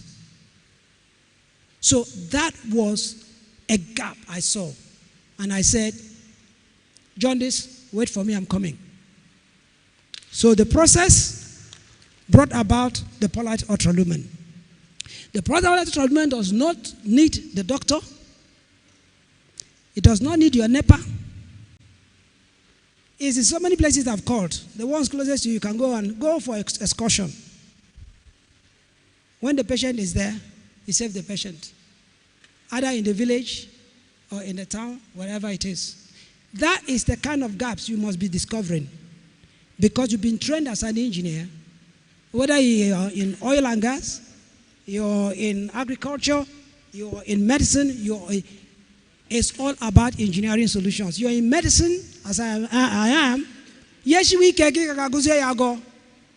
it will be more difficult for a doctor to study engineering and graduate than for an engineer. I mean, going through medical training was often like chapel for me.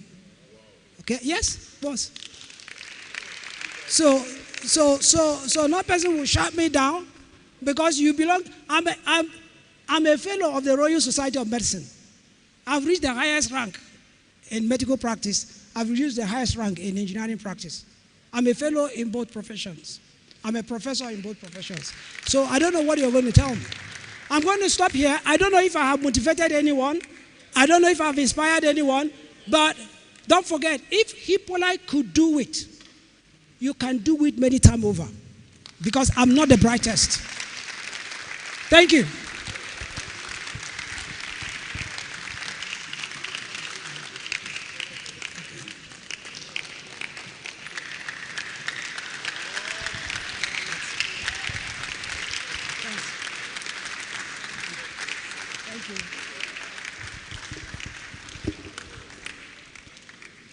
Continue clapping.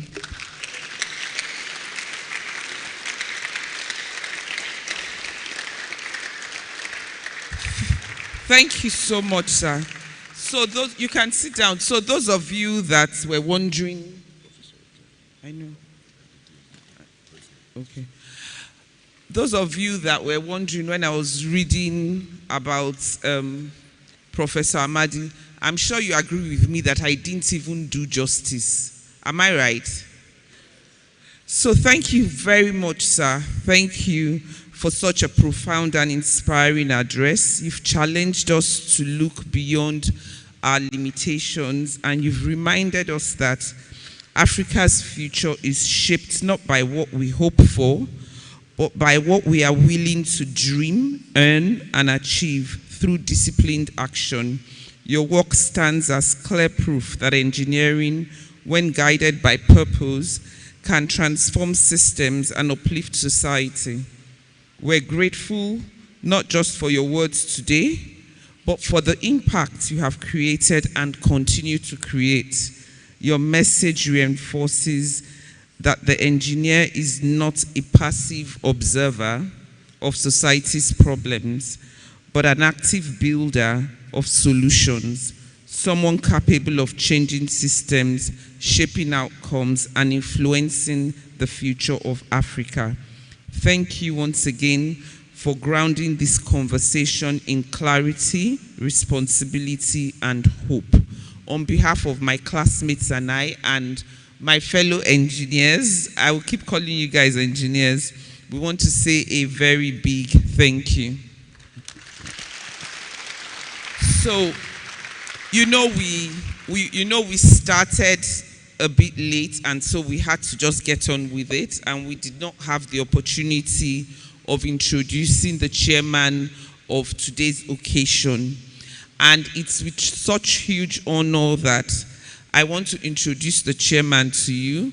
He is someone that we both have something in common. So he lectured us, and he's still here with you, Professor James Eke.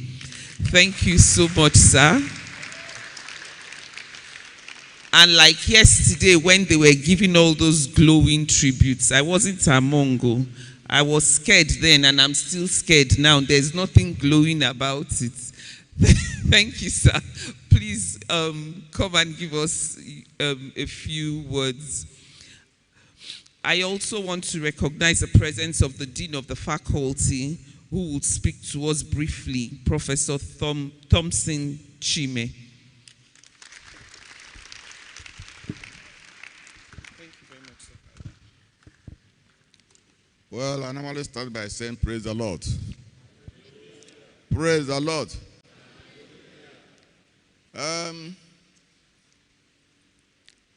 Hippolyte has spoken a lot about what this university was and ought to be. Well, I told some of them here this morning that during their own time, they even tried to put the university into problem because they were all eager to do something. One of them, also in mechanical engineering, built something and invited a federal minister, Amare Morgan myself, a general, to come to the university. The governor of the state, that was during military regime, was junior to the minister. In fact, the minister was part of those that appointed him governor. And the minister was coming from, I think that was Lagos also. And then the governor was informed that the minister was coming. And he didn't know why. So the governor now sent a message to us in the university. And the VC didn't even know. Some of us in the faculty didn't even know. But the young man had already grown wings. So we all started running here and there to go to welcome the minister. I'm talking to the young ones that are here. He is talking about dream. I don't know why you have a dream. Because when you have a dream, you now want to look at the past, the present, and then that dream you have. And for you to do so, he talked about the gap. We call it research gap. What is the difference between what I am now and what I need to be? Well, my brother, thank you very much. I know when we process their results, I've been so opportune in this university that right from the beginning of this ESUT' till now, I am still in the university.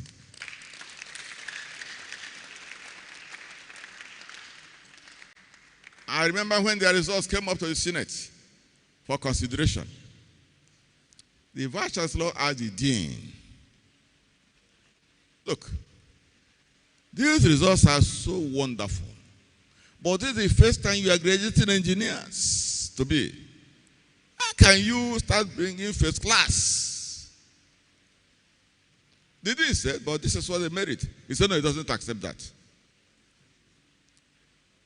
Our students at the time had competition with working engineers, current registered engineers, somewhere in the West, and our students beat all of them. So you have a lot to copy. That's why we say students should come to see these people who look old now, but who are so. What you see here are managing directors, chief executives, people who had dreams, and they are fulfilling those dreams.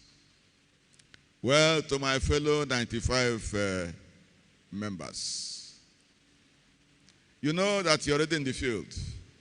When you were here, you were burning candle, but no, during the, maybe, was it candle? Was it candle? And I was one of them pushing you. Is it not so? The lady who just spoke, one of them said she was jittery when he heard my name. Yes, at the time, we were hard. That hardness was to make you what you are today.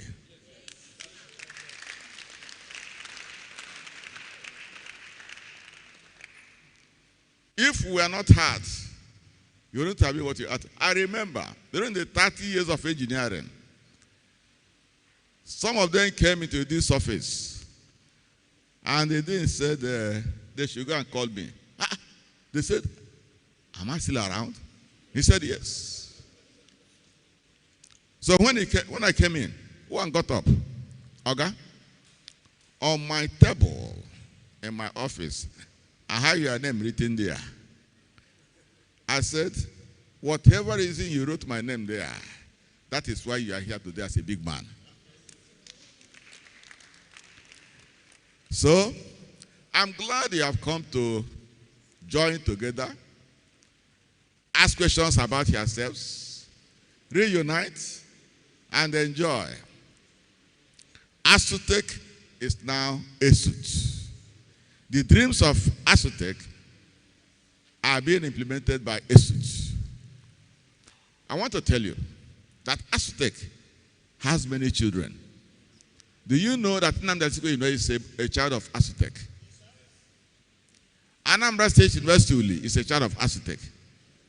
Ebonyi State University is a child of ESUT'95.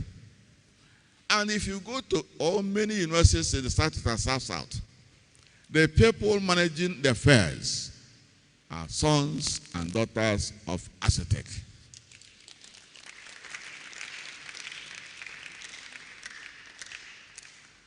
And you see, those of us that saw the visit this morning, the things he spoke about this university, many more are coming. As the dean comes to address us, you know, I'm only a chairman. My job is to make sure that everything goes on. We are going to hear many more, do many more, and act very more. What did they say?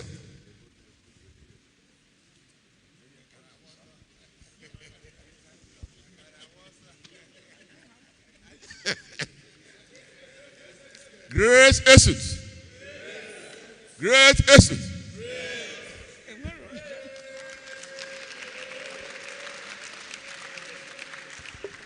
Thank you very much, sir. Thank you very much, sir. So before our dean comes up, we once again apologize that we started late. And so we're sharing food, but please, please, please, let it not be a distraction. You know, it's quite disrespectful that someone is speaking and we're not paying attention. Please, sir.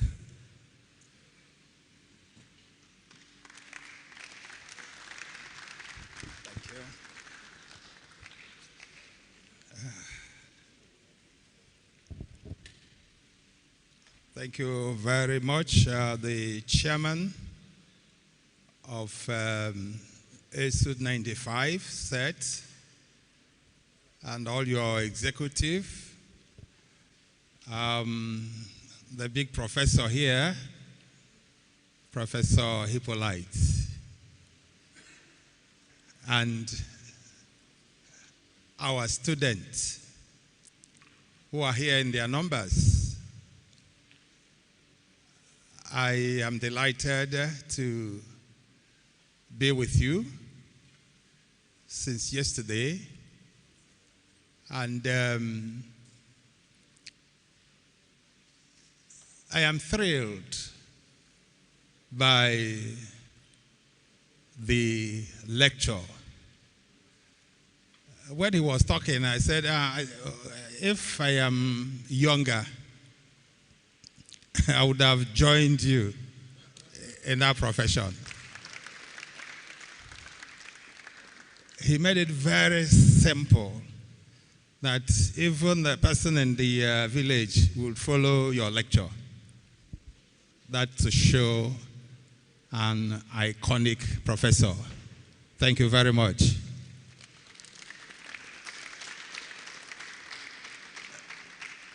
This faculty is making giant strides. I am of the opinion that the academics should get to town so that the town know, like you said, though we are not well enumerated as professors, but like you said, the knowledge, you know, what millions, what you are carrying.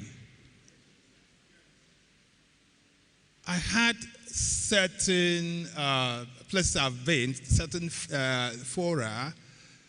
I was talking about the engineering profession given a chance, especially in the Faculty of Engineering here, we have what it takes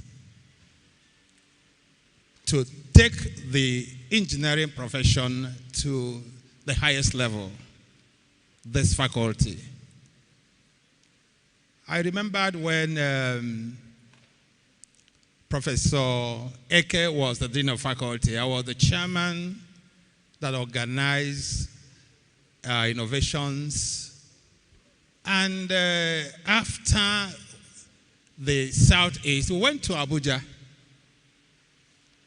And our students took first position, coded Korean competition.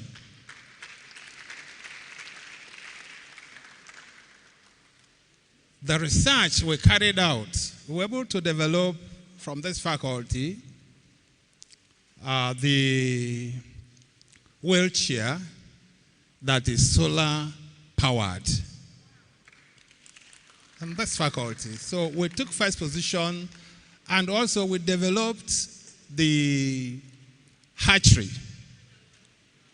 that within some minutes you were able to hatch eggs, very great number. And it took, I think, the second position again at the national level. Apart from the Mobison's computer series and the piston that were developed, the Nigerian engineers, by courtesy of this faculty, are still doing what they are known to do. Like you're talking about, we have a new curriculum that is trying now to talk about the hands-on, the skills. It's not just when you just finish university, it's all theoretical, no. From year 2 now, you will go for IT. That is what is on the ground now, year 2, year 3, and the 4th year, it will be aggregated, and the person will be scored. That is the new, what we call OBE, outcome-based education. So it's on. So the faculty is doing very well. Like I was telling the chairman, we had 7 departments making the faculty, but now we have 9 departments. Can't you clap for the faculty and the university? And from your perspective, bioengineering, we have biomedical engineering here. And it's running. So, Prof, the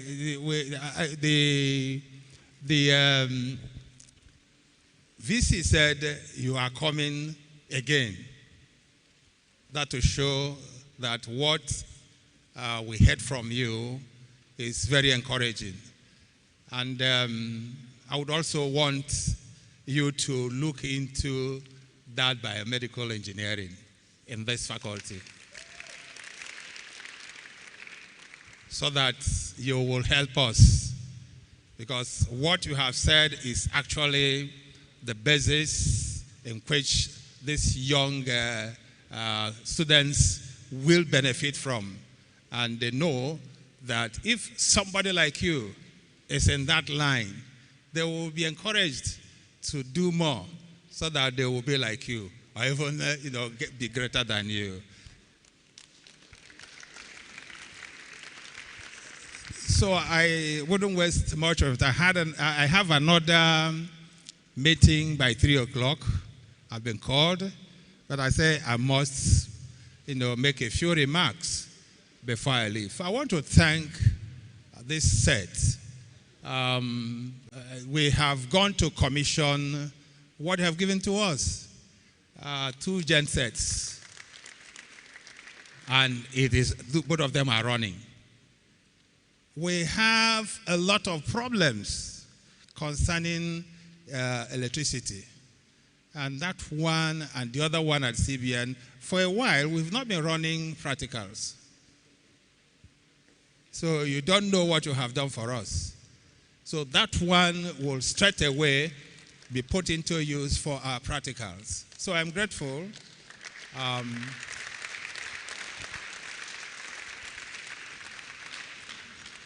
To interact with you. I've taken some of your contacts. I will be calling on you. And I also said that we started, those of us who were in the VC's office, that was a huge reunion that we had planned. We are still on it, but because of the demise of Dr. Akuve, we suspended it.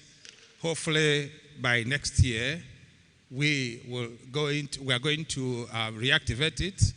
I'm also asking you people to be part of that. And I want to doff my hat for the chairman who has consistently, moved your association forward. So on behalf of the Vice Chancellor, I want to thank you once again for being here and also for what you have done for the faculty and also for the university. Thank you very much.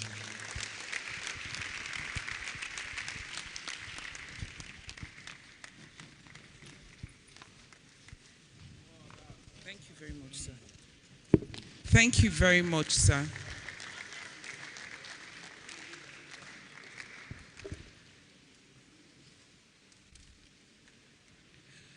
So following Professor Madi's talk, we have a roundtable session, and we want to actually dig deeper into some of the highlights of that talk.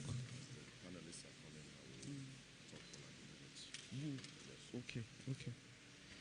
So I'd like to call the panelists out. We have Engineer Ikenna Okonkwo, Engineer Anwuli Anyachebelu,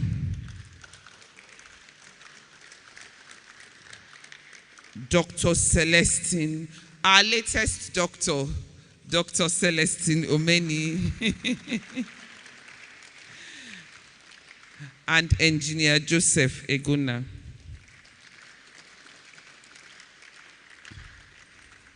So before we start this session, because of the way we started, we skipped some things. And for you students, I'm sure you're wondering, who is the leader of these people? I'm not the leader, I'm just the talkative. So the chairman of this ESUT'95 set will just take a few minutes to speak with us before we dive into the roundtable discussion. Engineer Kingsley Ike.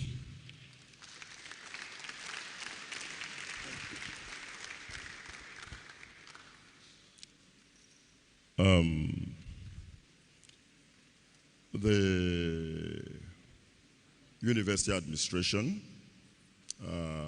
we've just heard from the Dean of the Faculty of Engineering. We heard from Professor Eke, who is also part of the university administration.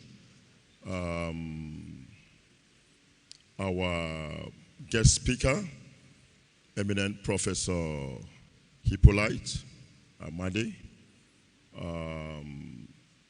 other invited guests. I don't know whether the staff of the Faculty of Engineering are here. We are also expecting the heads of various departments in the Faculty of Engineering.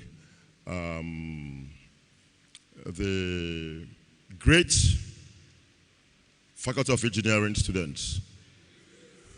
Great Faculty of Engineering students. Una no get Nwesa again. Una no get Nwesa again. Great Faculty of Engineering students. You now they do strong things. I have a daughter in Covenant University who is in physics and renewable energy. And she came and said, Daddy, why are engineering students always intimidating us. I say, how? I say, as far as Covenant University is concerned, you count engineering first before any other student, and it gets to their head. In this school, it should even be more.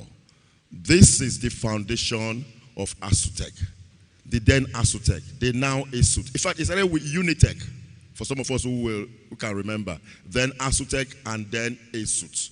It's about engineering. And you guys, it's about you guys. Clap for yourselves.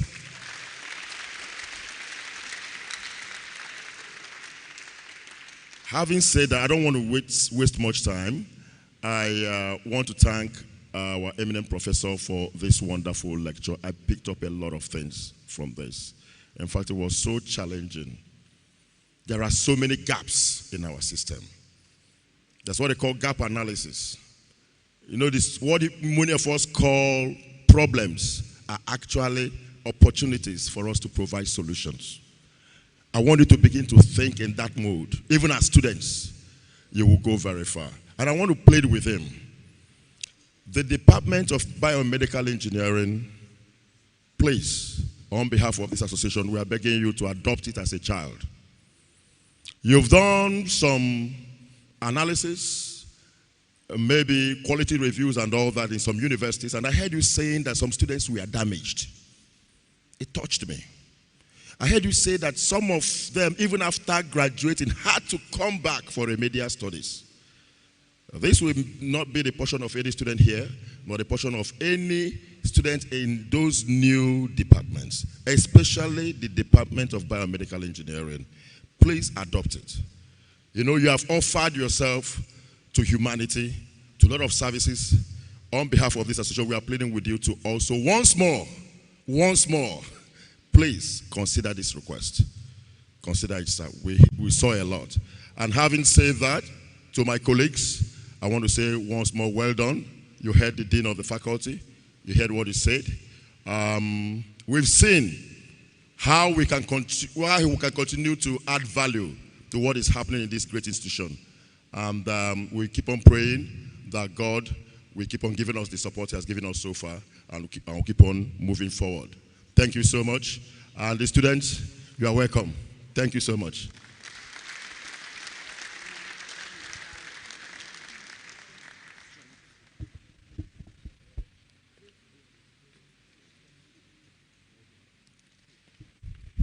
Thank you so much. So you would agree with me that Professor Amadi has challenged us in different ways, and I don't think there's any one of us here that has an excuse. You know, so when we talk about identifying this gap, and he told us at what point in his journey he identified the first gap. So everyone here kind of falls into that category, right? So that brings me to a question I want to ask Engineer Aunli. What practical steps can professional bodies, alumni groups, and institutions take to intentionally produce impact-driven engineers? You know, when our keynote speaker gave his talk, he said something that struck me deeply. He went to visit his uncle in Port Harcourt, saw him using a manually operated centrifuge. And that his uncle told him that if he's able to produce one that is motorized, he's set for life. So I think that one practical thing that alumni and professional bodies can do to get engineers that bring real life solutions is be intentional in career guiding. We don't have that intentionality. You see, we need to, like, part of what we are doing now is what we should be doing. This thing is part of the workshops and summit to get engineering students to define their career path. What that man did for Professor Hippolyte was to define a career path for him. He started with producing a motorized centrifuge, and that gave him more leverage, gave him a passion, and he even went so far as to study medicine so that he could blend them together. I think also that universities, I'm sorry to say, but I think that this workshop was poorly advertised. You know, in some universities, in some tertiary universities, they would have included this as part of your course load. If it was included as part of your course load, something that you had to go through to graduate. Oh, I'm seeing one of our applicative electrical engineering babies there. Engineer Gata, I salute you. So, as you know, that's one of the things we could do. If we were able to, if the tertiary institution, I'm talking about ESUT now, were to have, because this workshop, this our alumni talk wasn't something that came up just accidentally. It had been in the planning. If they had included it, in fact, I'm thinking that this workshop is not something that only engineering students should come into. You heard him when he was talking. Even as engineering students, you need mathematics as a tool for developing analysis. Then technology will apply. You know, science discovers the natural laws. Engineering applies it into building tools with technology. So I think that one of the things that professional bodies, I also see tertiary institutions as a major professional body. They should have included this our workshop.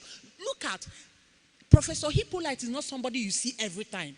The Igbos have this saying, have you heard that before?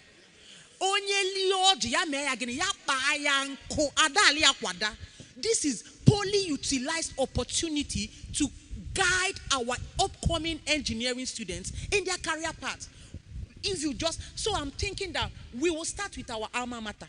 It was poorly advertised. Next time, because we are planning to be having this kind of workshops and summits, you should include it in the course load of the first year students and get all the other engineering students and science students. Not just, you heard him talking about biomedical engineering. It's not something only engineering does. It's a science pool. We pool knowledge. So that's one of the things. Workshops, organize workshops and summits. Oh, I want to give a shout out to all the engineer alumni of class of 95. If you're here, shout a big hooray! You are doing great by organizing this workshop. God bless you. Thank you. Thank you for your passion as well. The next question would be for Engineer Ikenna Okonkwo. So the question is, we've seen clear examples of the impact of professors' work. What conditions enables an engineer to move from competence to true societal impact?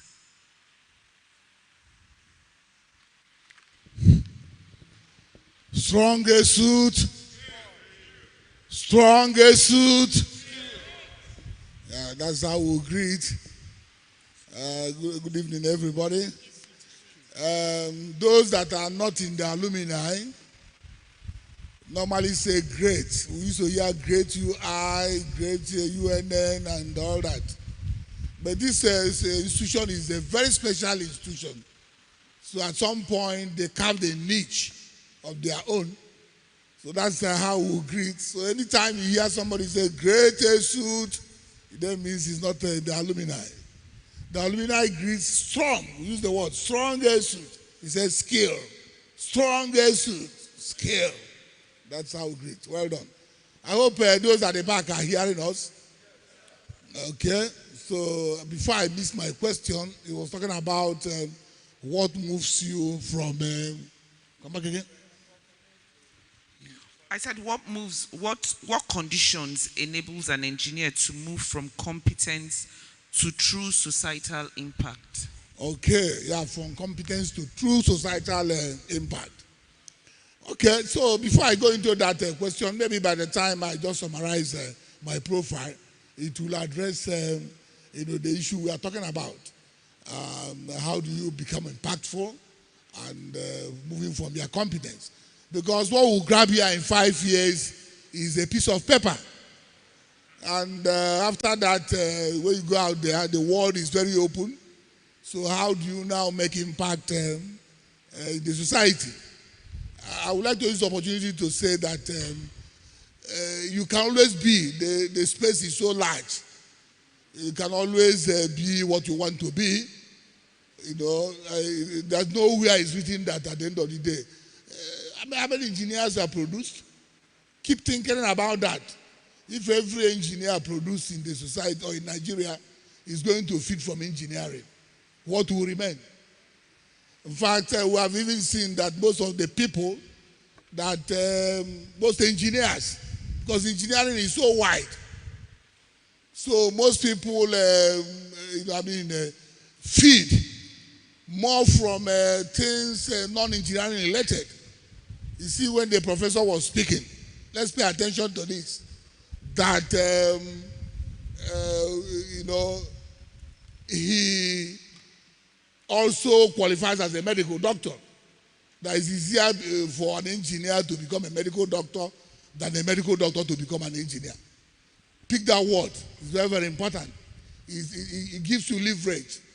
It empowers you to go into the society and all that. If you're able to go out there and make it in engineering, very good. That's always our route. But don't always glue that it's going to be there. Some of us know somebody like Oke Bakassi. Oke Bakassi background, he read electrical electronics with a very beautiful result from Federal University of Technology, Owerri. Some of us also know Tonto Dike and all that, Chemical Engineering, University of Port Harcourt. How much of process designs has she done today? And he has already traveled all over the world, making waves in entertainment and all that. But what actually helped them is that they also took time to study. Because by the time you start talking about Tonto Dike's, Oke Bakassis of this world, they read engineering, but they are making waves in entertainment. They also took time to read that engineering. You need to be very grounded for engineering to work for you. So that is where that society impact she's talking about comes from. So take our time, take your studies serious, first thing first. Don't count your eggs or chicks before they are hatched. Those are lectures, those the workshop, the term papers, the industrial training, they're all part of the curriculum. Come to lectures. It will help you. You start building all those things, discipline, honesty. That's where I start. Because you can't be a successful engineer or entrepreneur out there without having this good foundation. If you're not disciplined, if you don't have that honesty, it's going to be a huge problem on you. Now, I will round up, because others will also speak, to say that Professor AK, former Dean of Engineering, that just left now, during the days of Physics 101, everything has changed. We're in Albany now. We schooled in Independence Layout. And we're a hostel. I stayed in Un-UK hostel, very close to Okeheta Market. And that's where from there we walk through Bono GK, Kenedike, big hostels of UNEC, and enter into ESUT'95 academic complex. And that thing takes about 30 minutes to go and come back. I was telling this to my son, who is doing software engineering, 200 level at Nai University in Abuja. How we started, and it's a big surprise to him. How we did in our university days. It takes us 30 minutes to go to school and 30 minutes to trek back. So in those days, if you forget anything in our UK, it's after school. You can't go and come back. So you need to be very sharp and do all that. So it's very important. Now we have quizzes 7 o'clock.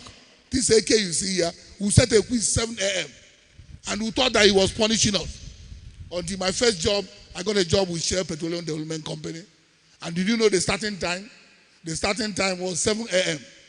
And the very first day we were asked to report, I was the first person. I came in 10 minutes to 7. Can we clap for ESUT'? Yeah. ESUT' man know they carry last. People from Uniben and others, some came 7:15, 7:30. They said, this man, you chop which? Well, how did you come in here 10 minutes to 7? I said, yes, I finished from ESUT'. In ESUT' to write a test by 7 a.m. They say, wow, no wonder. And all that. So these trainings you have here, if you want to make that great impact, it starts from here. Discipline, knowledge, take time to read. Grab the basics. First things first. Get the right things. Once you are well grounded, as you go out there, engineering will push you into the world. Thank you. Thank you very much, Engineer Ikenna. Thank you so much. Engineer Igona, I would like to, curiosity, I also want to know this. In what ways can engineers reposition themselves? Okay, we've asked that, no, from problem observers to problem owners within our society. Let me put it in perspective. One of the issues I see is that a lot of time we don't take ownership. We observe the problem, it's every other person's problem apart from ours. And I picked up from Professor Amadi's talk that he did not deal with any of those issues as a secondary issue. He took it as his own, a personal thing. So my question is, in what ways can engineers reposition themselves from just being problem observers to problem owners within our society? Thank you for the question. I want to share a personal experience. It's a family personal experience. My second daughter was born 2004, March 5th, at Ibezim Hospital in Oka. And she passed away. So the presentation that was done by Professor Amadi, Ipolite Amadi, actually spoke to my experience in life. My second daughter, 2004, that's 20, she should have been 21 years old now. She died because of that neonatal respiratory support. That was what that was why she passed away. My first daughter, she was born 2002. She's 23 years old now. Coincidentally, she studied biomedical engineering in Birmingham City University in UK. So I've actually pushed her to study up to master's. She graduated last year, 2024. She's doing biomedical engineering. So all the presentation made by Professor Ipolite Amadi actually spoke to my life experience. And the coincidental thing is the fact that my daughter, after studying that biomedical engineering, actually now told me that, do you know, even though she died, he said, do you know that Anita actually passed away because of neonatal respiratory support? And before then, my wife was blaming me for the death. But my daughter actually exaggerated. She said, look, it's neonatal. And what she was presenting was just speaking to. So the ownership that she's talking about, that I took it. So another personal experience that I had, last year, I had a surgery. I had to undergo a prostate surgery. My prostate enlarged so much that, okay, they said they had to remove it. So I said, no problem. During the course of removing the prostate, they could not. The prostate was so large. The doctor said, no, they have to cover me up. I was bleeding too much. What saved me was the fact that as an engineer, one advice I would tell everybody is, no panic. We in every area from electrical to mechanical to any area, when you are faced with a hazard, no panic. I was bleeding. But all I just told myself is, I applied, this is real life story. I thought the fact that as human being, the only thing that is actually causing the bleeding is pressure on the blood. The temperature is okay. So all I needed to do was apply compressibility. So I was bleeding with the catheter. There was catheterization. So that after the surgery, I applied pressure so that the bleeding will not just be bleeding. I applied pressure, and it actually saved me because I was calm. This is a safety specialist. You understand? He will tell you, as an engineer, do not panic. If they say there is fire in this place now, as an engineer, we know, we first of all think of how you are going to tackle that solution. And that is actually what saved me. The doctor was surprised. Then a year after, I'm giving you testimony, A year after, because of what I did, the doctor, I went to do tests all over again. My prostate has shrunk, and the PSA level has dropped to 2.2. The doctor, the chief medical director, he was shocked. He was shocked that he has never seen this miracle before. But he said that one thing that struck him is the fact that I was not scared. And he was scared. But I was not scared. I said that it was just God. He said that the God I serve is actually what saved me. I said that, and also, he said, what? I said, I'm an engineer. He said, no wonder. That I was not panicking. I was even the one telling them that let us apply more pressure so that we will stop the bleeding. And the thing helped.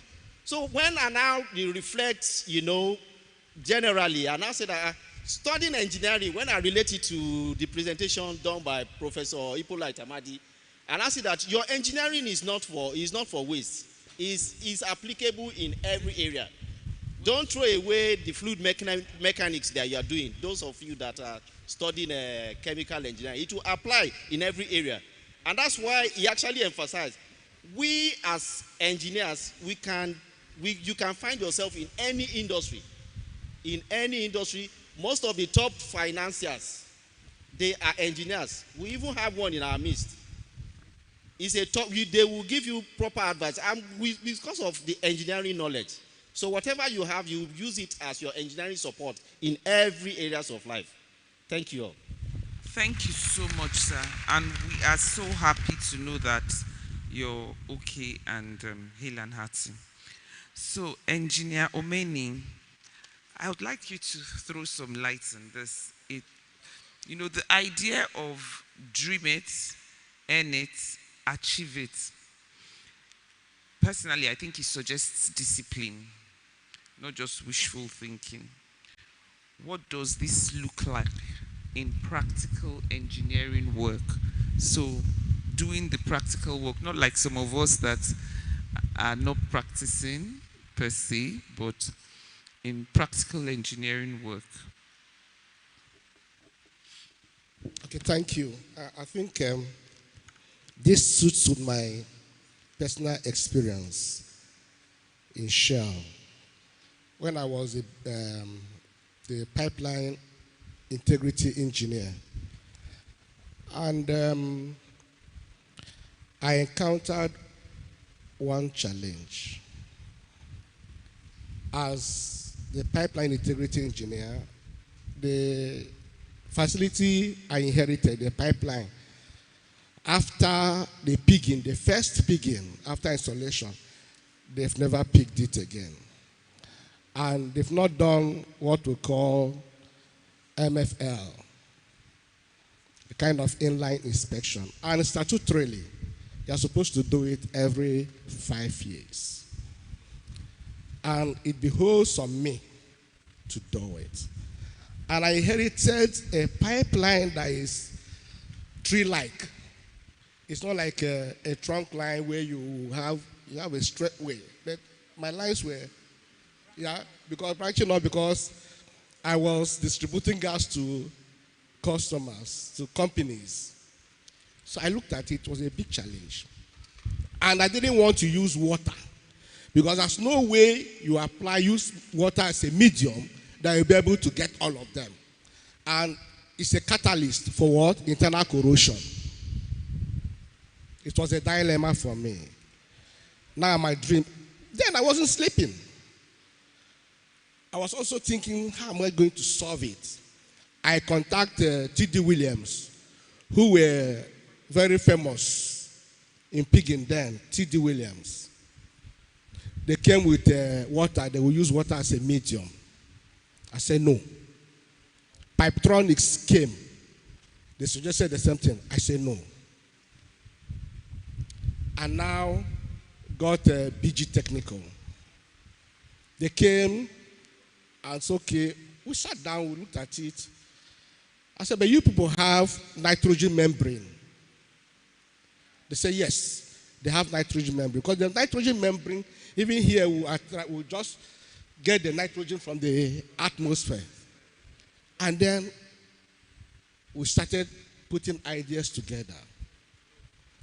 So And the thought of nitrogen membrane came when I was, like I would say, in a trance. Because my idea was to use compressed air and nitrogen to do it. So when I now saw the idea, it's okay to get the special tool, extra high resolution tool. They had to take it up, call their partners in US. They said they have one that they can deploy. Even from US, their lab, they will be seeing the tools as it was really moving. So it cost me a lot, but I had to brave it. Coincidentally, I was to go to Rijswijk, Netherlands, for a training. My boss then, Ishebila, who had just left LNG, he was our MD then, Philip Ishebila, who will be leaving LNG this month. He said, Celestine, you are going nowhere. Even your boss has refused to inherit this, to continue from where you stopped. So you have to cancel your overseas trip and finish up with this because it's your idea. Now, I said, okay, no problem. I shut it down. That was in 2010. I said, okay, let's go. And I got BG Technical. We had our discussions, and I said, mobilize. They mobilized with their nitrogen membrane, with all their compressors and all of that. You know what happened? We did the first cleaning, clean the line, making sure that the lines are free, and then went into the first trial. We launched the MFL2 with compressed nitrogen and air. Lo and behold, the first flank of the pipeline, the two came out. Wow. I had my hand up. I made noise in Shell because that's the first time in Shell that are using nitrogen membrane and compressed air to pig and to throw MFL2 in gas line. They can use fluids, water in the crude line, but in gas pipeline, I'm the first that pigged and did MFL2 in Shell. When I went to Rijswijk later to present it, that earned me cross-posting. Ishebila said, no, Celestine, you have to come back. I came back. I published it in a Share magazine called Trident. After the publication, the maiden edition of Techno Explorer, Shell magazine, they wrote me, seek my permission to publish it there. I gave them my permission, and they said I should bring my profile and everything. The same thing I gave to them, they published it. I was in Port Harcourt here supporting Oman because they've never done it. I was in Port Harcourt supporting Oman to carry out their own pigging in the same way. So now, what really inspired me was my belief that I can do it. And I strongly believe I can do it. And again, fear not. Be convinced with what you can do, Whether you fail or not, but the most important thing that you've given it a stab. Yeah? And that encouragement from my leader, that free hand to so you go ahead, also encouraged me. So, you see, for the young ones, don't underrate that somebody hasn't done something before does not mean that you cannot do it. That's the message. That it has not been done before elsewhere. Like Shell is a very big organization worldwide. And even in Nigeria, there are so many Even the TAs, the technical authorities in Share could not support me because they've not done it before. So, but because I was determined, I had to call my MD then, I need their support. So, my message to you guys is this. As young engineers, believe in yourself. And don't say because somebody has not done something, you cannot do it. And again, try to research, expand your horizon. Try to go extra mile from what you are taught in school. Now, you have tools to even expand your knowledge beyond what you are taught. AI is there now for you to research. So, it's an opportunity for you to go extra miles. Believe in yourself. Thank you. Thank you so much. Please. Okay, in addition to, I actually wanted to make this further contribution to the second question that our moderator asked. She asked, how do we go from competence to practical life solutions? I want to advise every upcoming engineering student here, take seriously your industrial training. From my research and from the life experiences that I've had, many students come to my corporation where I work presently to do industrial training, but they don't show up. They just want, at the end of the industrial training, they can coerce and bribe the facilitator, just sign for me. They write anything. That's if you want to go from competence. See how models, analytical models, engineering models are put into practice, become practical tools.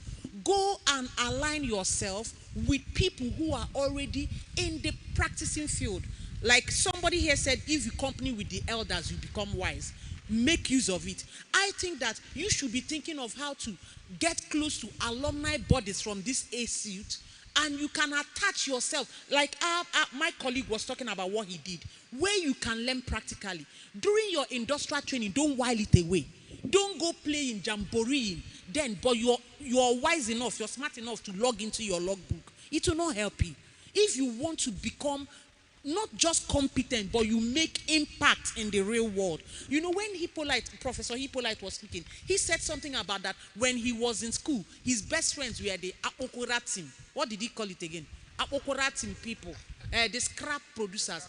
Do you know, instead of just going to any office because he has a big name, there's camp. You know, in camp, they're proactive. They produce things, but you, with your engineering background and principles, you can refine it and bring it out so it can become a patent. That's the advice I want to give you if you want to go from competence to real life Thank solutions. you very much. Thank you, my able speakers. You see, one thing I didn't add that crowned it up with that effort I made in Shell Nigeria Gas was my promotion to the asset manager, Shell Nigeria Gas East Operation. Rewarding the efforts. The little effort was rewarded with a bigger opportunity. So please, it's an encouragement for you. Try and do your best. Thank you. Sorry? Okay. So if you can see it, you can do it. I told you that we're going to have different sessions and they're all going to be very interesting. The next speaker who is coming up is actually one of us. Please, you can go back to your seats. Thank you very much. Thank you so much. The next speaker who is coming up is actually one of us, a proud ESUT'95 set. And he's done us very proud. And I want you to just realize how you go from engineering to different walks of life, and the opportunities are limitless. You can go as far as you can see. So don't limit your sight. And that brings me to one of us who is Air Commodore Dr. Oladimeji. PSc, FMC, PhD, MTech, BEng. I can go on and on and on. He's seasoned in telecommunication. He's an ICT professional. He's a senior military officer with the Nigerian Air Force for over 2 decades. He's held several commanding appointments both in Nigerian Air Force and the United Nations mission. He is presently the Director of Electronic Warfare at the headquarters of Nigerian Air Force, Abuja. He is married and blessed with 2 sons and 2 daughters. His hobbies include peacekeeping, traveling, and providing humanitarian services. And he is a member of ESUT'95. Please join me to welcome him, and he's going to take us through this short, powerful session on the role of engineering in national defense.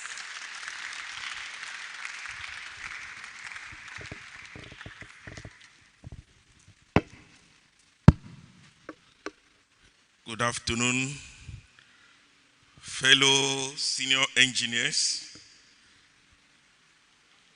my amiable friends and colleagues, the upcoming engineers. Good afternoon. This afternoon, I've been tasked to speak on the role of engineers in national defense. Mine is neither a lecture nor paper. I'm just going to give you just an insight to how engineering can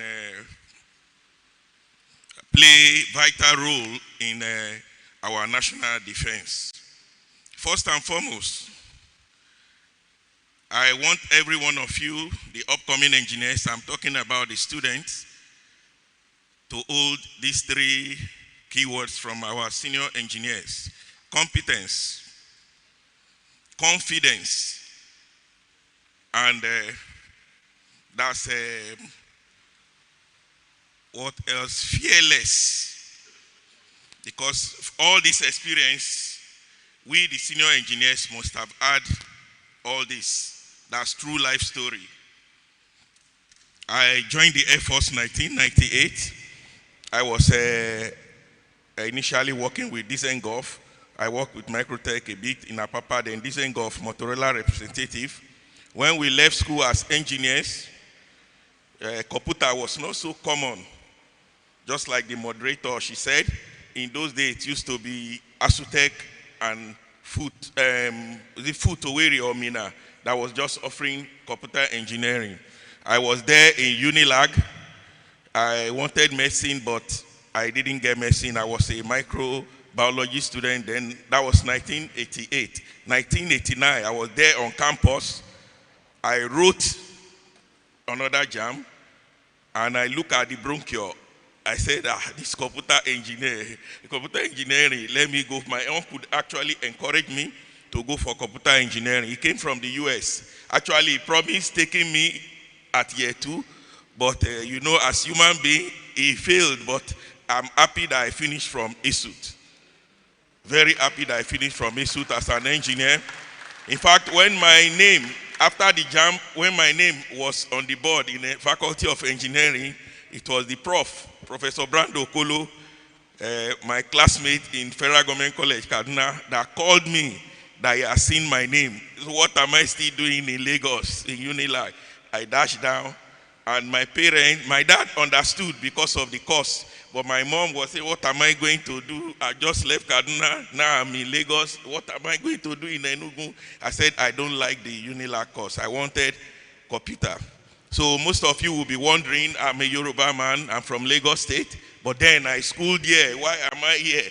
Because of that course. So when Brando called me, I resumed, and I started the course. And I never regretted starting in ESUT' then, which was now ESUT'. When I finished, computer was still very new. I had to go to computer village as apprentice. And I was ashamed. I pretended. Nobody knew I was a graduate. But they suspected. You see, they suspected me because any repair, I already know the names of all these components, the microprocessor, but just to repair, physical repair, I didn't know. But when my boss was, what's the name of this? I work with Zunic computer. Then there's this popular one that I was with. I will remember. Most of you will know in computer village there. So anytime I walk, the man will say, boy, you already know the name of this. The other people I met there, they were my seniors. So one day, there was this guy after us when we graduated. He also graduated. Ikena, he lives in Lagos. He graduated from CSE. He saw me there one day. He was working with Balotech. So when he came from Balotech, he said, Ola, what are you doing here? We started talking. Said, how things now, school? So one guy had, and he asked me, which school was I? I said, ESUT'. He said, you went to university? I said, yes. And in a nutshell, when I finished, then I left Microtech. I learned that Air Force was recruiting. They were looking for engineers, all field of engineers, medical doctors. I joined the Air Force after going through NDA. Then it was 9 months. We went for short service, what they call the university cadet. So we trained and I became officer. In the Air Force then, all repair system, coupling of system, we were just there, advantage. So in fact, during the Air Force interview, they asked me, you're a computer engineer, a simple question, what is wrong, I look at all these ones. Then the man that actually gave me upper hand, he said, where did you finish from? I said, ESUT'. He said, good, that's one university. Do I know Professor Mobinson? I said, yes. The man that built the first computer, I said, I know him very well. He said, we have had people that came for interview from IFE, all those things. In fact, my friend from IFE, it was my project he copied. That's a microprocessor-based pricing system. I decided to name it microprocessor-based pricing system because, it's just a digital weighing system, but incorporated with pricing. It would display on the LED. That was what I did. Now my friend from IFE copied it. So your being here is not by mistake. I'll go directly to the topic. That's the role of engineering in national defense. First and foremost, engineering is a very crucial aspect. Very crucial aspect in national defense. We have had a lot of projects in the military to see how the security of this country can be, enhanced. We have some organizations like the Nikon in Kaduna, that's Nigeria Industrial Development Corporation. Nikon has been able to build some arms, ammunition, some machineries, armor tanks. Even we have the Air Force Institute of Technology. We have been able to work on a UAV, unmanned aerial vehicle, that has been built. It's flying. As I talk to you, it's on test. It has flown. We have incorporated the surveillance camera. Then the problem they are having now is for the UAV to carry weight, some payloads. You need some calculation, all those. But it's flying. It can go, it can return, long distance, and above 20-something feet, 1,000 feet. So we have other development like that. For the military, to enhance the national defense, they have gone into some engineering. All engineering aspects are in the military. There's nothing you want that you don't get in the military. From this biotech, the engineer Professor Amadi just spoke on biomedical engineering. Right now, the Air Force are looking for biomedical engineering. In fact, they've just sent some officers for training. We have a lot of equipment that are just down, wasting. They will spend money in bringing this equipment, but to maintain them is the problem. That cost is just coming up. We don't have enough biomedical engineers. We normally bring them from abroad, but the two that are sent to US came recently, and they are the one we are using now, but about 6 of them have been sent. In military, regardless of the military work or your field, you will still do the military work, but you can be trained to suit your field. Like me, I'm trained in, I read computer engineering, I'm trained in radio and telecoms, I'm trained in radar, I'm trained in avionics, surveillance systems. Right now, I'm supposed to be in Maiduguri to check anti-UAV radar. Anti-UAV radar for detecting radars, detecting UAVs. Because even the Boko Haram, they have some drones now. So we detect this anti-UAV radar can now release shots. Those ones, we imported them. Some are from US, some from China and Russia. But we need to create our own to suit our own environment. Our own to suit, like I told you, I will not be talking much enough about what the engineers or engineering can do in a military. We talk of the building of infrastructures. You know, the military, they help in building roads, airport, bunkers, airfields. All this can enhance the national defense.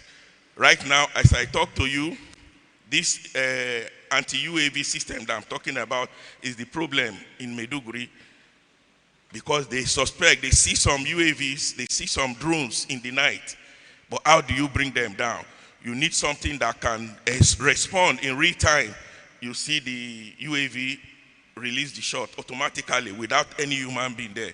You know, they are working on that. All these things are, that's what they should be thinking of with the engineers. But another thing is what is holding the progress of this thing is lack of fund. Lack of fund. The technology, the expertise are there, but fund is the main problem. And where you talk to political leaders, they give you, various excuses. So some other areas that you can also look at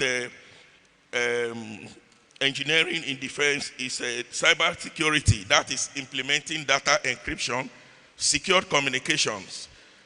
There was one time, as you talk on your ground-to-air radio or ground-to-ground radio, the Boko Haram, they are also hearing you. They tune to that frequency.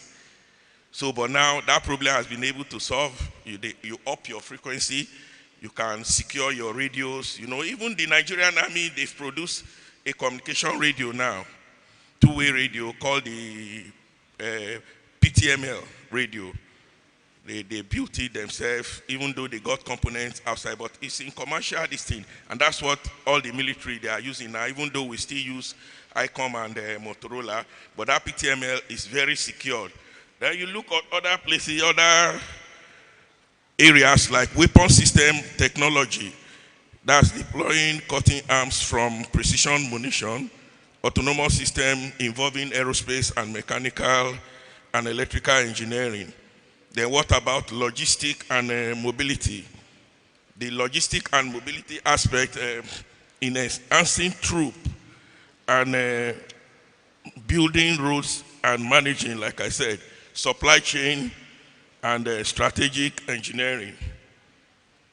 Others include material science, like people in MME that could fabricate and do some ammunitions, some other tools, like creating advanced material for longer and stronger equipment. And also sustainability and support management, energy waste and environmental impact, plus providing medical and living standard supply. You see now, medical is also coming in. Medical is also coming in. So there's no field of engineering that is left out of the military or the defense. Enough on the specific roles of engineering in national defense. Let us now consider the types of engineering discipline involved in national defense. Like I told you, all the fields of engineering are very, very important to development or enhancing national defense. We talk of the military engineering, which focuses on battlefields, tasks like mobility and fortification and strategic systems. Also, we talk of security engineering. Security engineering, which specializes in robust and secure systems for cybersecurity threats, terrorism, and espionage. And lastly, aerospace, mechanical, electrical, civil, and computer and system engineers. All these contribute to different types of defense and technology operations. In overall, engineering today in this modern world is the backbone of national security, driving innovation across fields that empowers and protects the nation. From cybersecurity system, guarding sensitive data to advanced weaponry and unmanned aerial vehicles, engineers are at the designing and developing stage for improving technology that addresses complex and modern threats. Like I told you, this is not a lecture, it's just an insight to how engineering can enhance security, national defense and security. In conclusion, the defense industry, like I mentioned, that's the NICON, demand for specialized specialized engineering expertise. And this has never been, this requirement has never been met. We still have a lot to be done to meet this requirement as engineers. Although the DICON has made significant effort, concerted effort to produce a lot of military equipment, ammunition, and other things to enhance the national security. We also talk of the DBRB. There is this branch of defense, Ministry of Defense, that is called DBRB, DBRB, Defense, yes, Defense Development Bureau,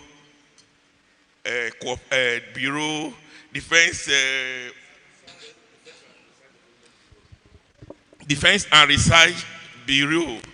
It's a branch arm of MOD, Ministry of Defense. They are also into the R&D for the defense and the military. So there are a lot of opportunities here for the growing up engineers.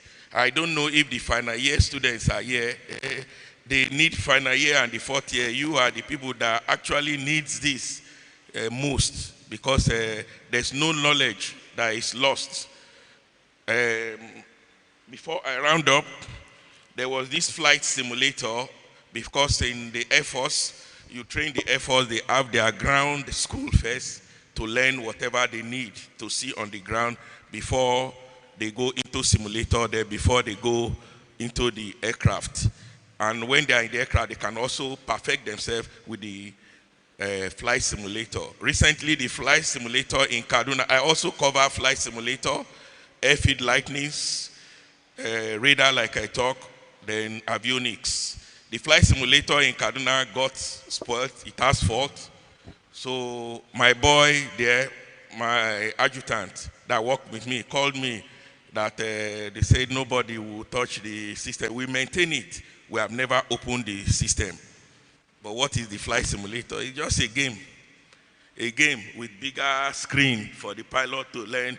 I look at the thing and I told Sam, my adjutant, I said, this thing inside this box, they cover like this. Let's see what is there. We opened it, they were just system unit. Just the system unit. It's just like playing computer game. And we found out that the graphic cards, one of them that is supposed to be displaying on the screen, one of the graphic card, after changing with another one, we discovered that the graphic card was the problem. They say, no, we have to call Diamond Aircraft in Germany.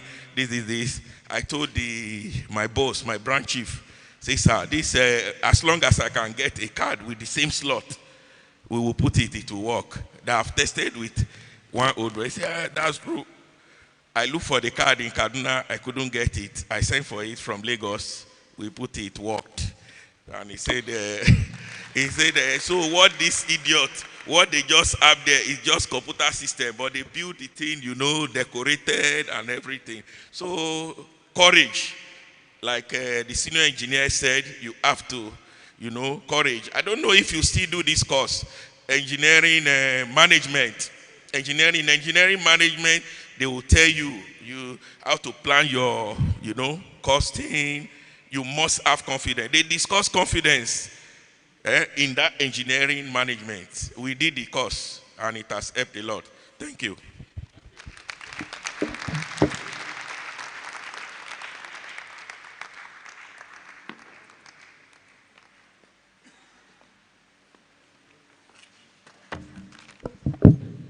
Thank you so much, sir. Thank you for sharing your story and your journey with us.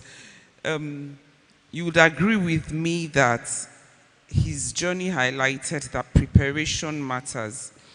Don't take those years that he spent in Computer Village for granted. What he gained there, trust me, a lot of us would just miss that opportunity. And that was the foundation that actually helped him prepare for where he went to in future. So we also learned that regardless of our field, discipline, and commitment to service, commitment to service always shapes our outcome. He definitely challenged us not to copy paths, but to create our own and to lay our foundations intentionally. I must say that for the time he left school, he must have been very intentional. Not a lot of us would have thought of going to Computer Village to honestly learn practicals. Well, we've come to almost the end of today. You can start to jot down your questions. We'll take a few questions when we're done. But before we do that, we want to call one of our own as well. And he is the head and senior advisor on science and technology and innovation, STI, at the African Union Development Agency, NEPAD. He's leading STI policy implementation across Africa. He has over 20 years expertise in additive manufacturing, material science, and hydrogen energy. He has held senior academic and industrial roles, including professorships, CTO, and management positions. He has advised governments, mentored professionals, and developed patented industrial applications. Please join me to welcome Professor Okolo. He holds a PhD in chemistry and physical metallurgy from the Max Planck Institute for Intelligent Systems and University of Stuttgart. He is passionate about Africa's proactive development and readiness for global challenges, and he is ESUT'95. Welcome, Professor Okolo.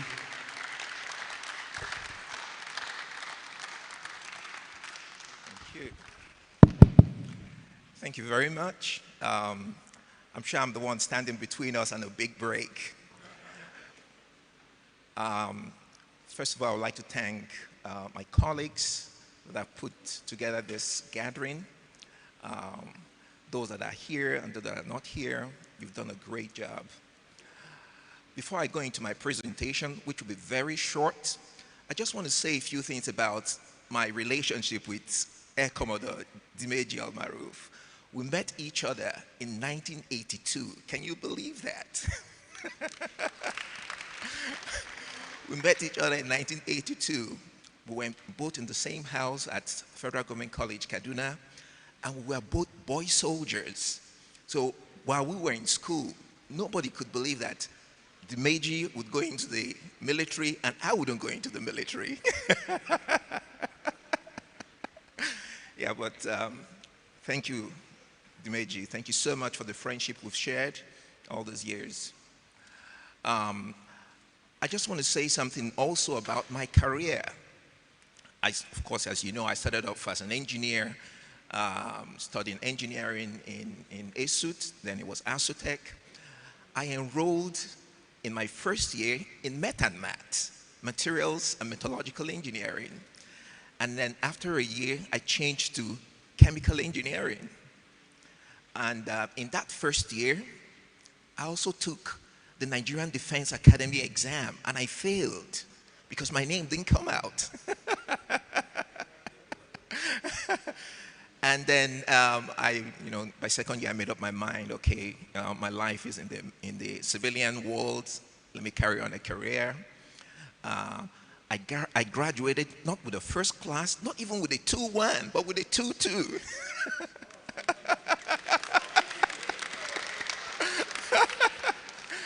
You know. And but it was a 2-2 that was, what should I say, ethically earned. It was a 2-2 that was ethically earned. And I then worked for a couple of years within a family business, and then gained an admission to go do my master's in chemical engineering at the University of Leeds in the UK. While in Leeds, my paths crossed with that of a professor of mechanical engineering who asked me to come to his lab and do some work as a research associate. There I was characterizing powders that were used for producing ceramic-based hip joints. Then after 2 months, he says to me, oh, Brando, I have a friend. He's now a director at the Max Planck Institute in Stuttgart. And why don't you think about going to do a PhD? So both of them arranged for me to go to Germany. I went to Germany, did my interview. On the day of that interview, the guy who later became my PhD supervisor, he said to me, I would like to have you as my PhD student. I went back to England, packed up my stuff. Within a month, I was in Germany, and I started my PhD. Well, one thing you need to keep in mind was that I hated material science as an undergrad. I hated material science as an undergrad. And here I was in this interesting country with zero level knowledge of German as a language, and I have to do a PhD in this country in material science and engineering. But when you think about where you're coming from, when you think about the multitude of people that are looking up to you to go and create that path for them, you brave it, you pick up the courage, and you move ahead. In any case, I finished my PhD with distinction, I have to say. So I got a distinction. And I finished it in record time. I finished it in 30 months instead of 36 months. And then I went up to the University of Karlsruhe, then today it's called the KIT. This is the German equivalent of MIT. I did a postdoc there. While I was there, they decided to keep me back. I became a researcher and a lecturer. And then one day, my boss, after 5 years working with this German boss who was a very interesting man, he called me and said, Brando, I think you're too big for my group now. We need to find something else for you. I said, God, this guy wants to kick me out,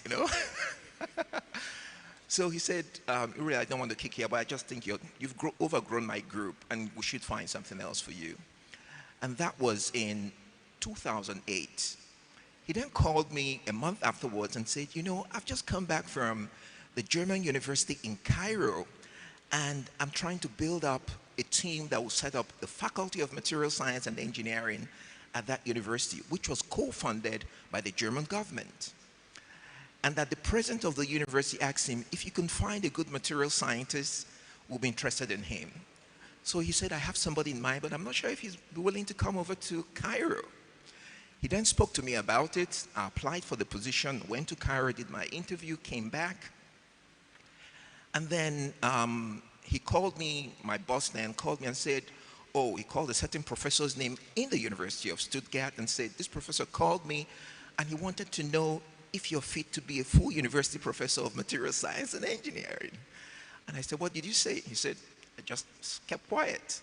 The point here is that the position that I occupied, it was a professorial chair funded by the German government, and all the interviews for hiring goes through the German agencies. And so after 2 hours, I received an email saying, you've been made an offer to become a full university professor of material science and engineering.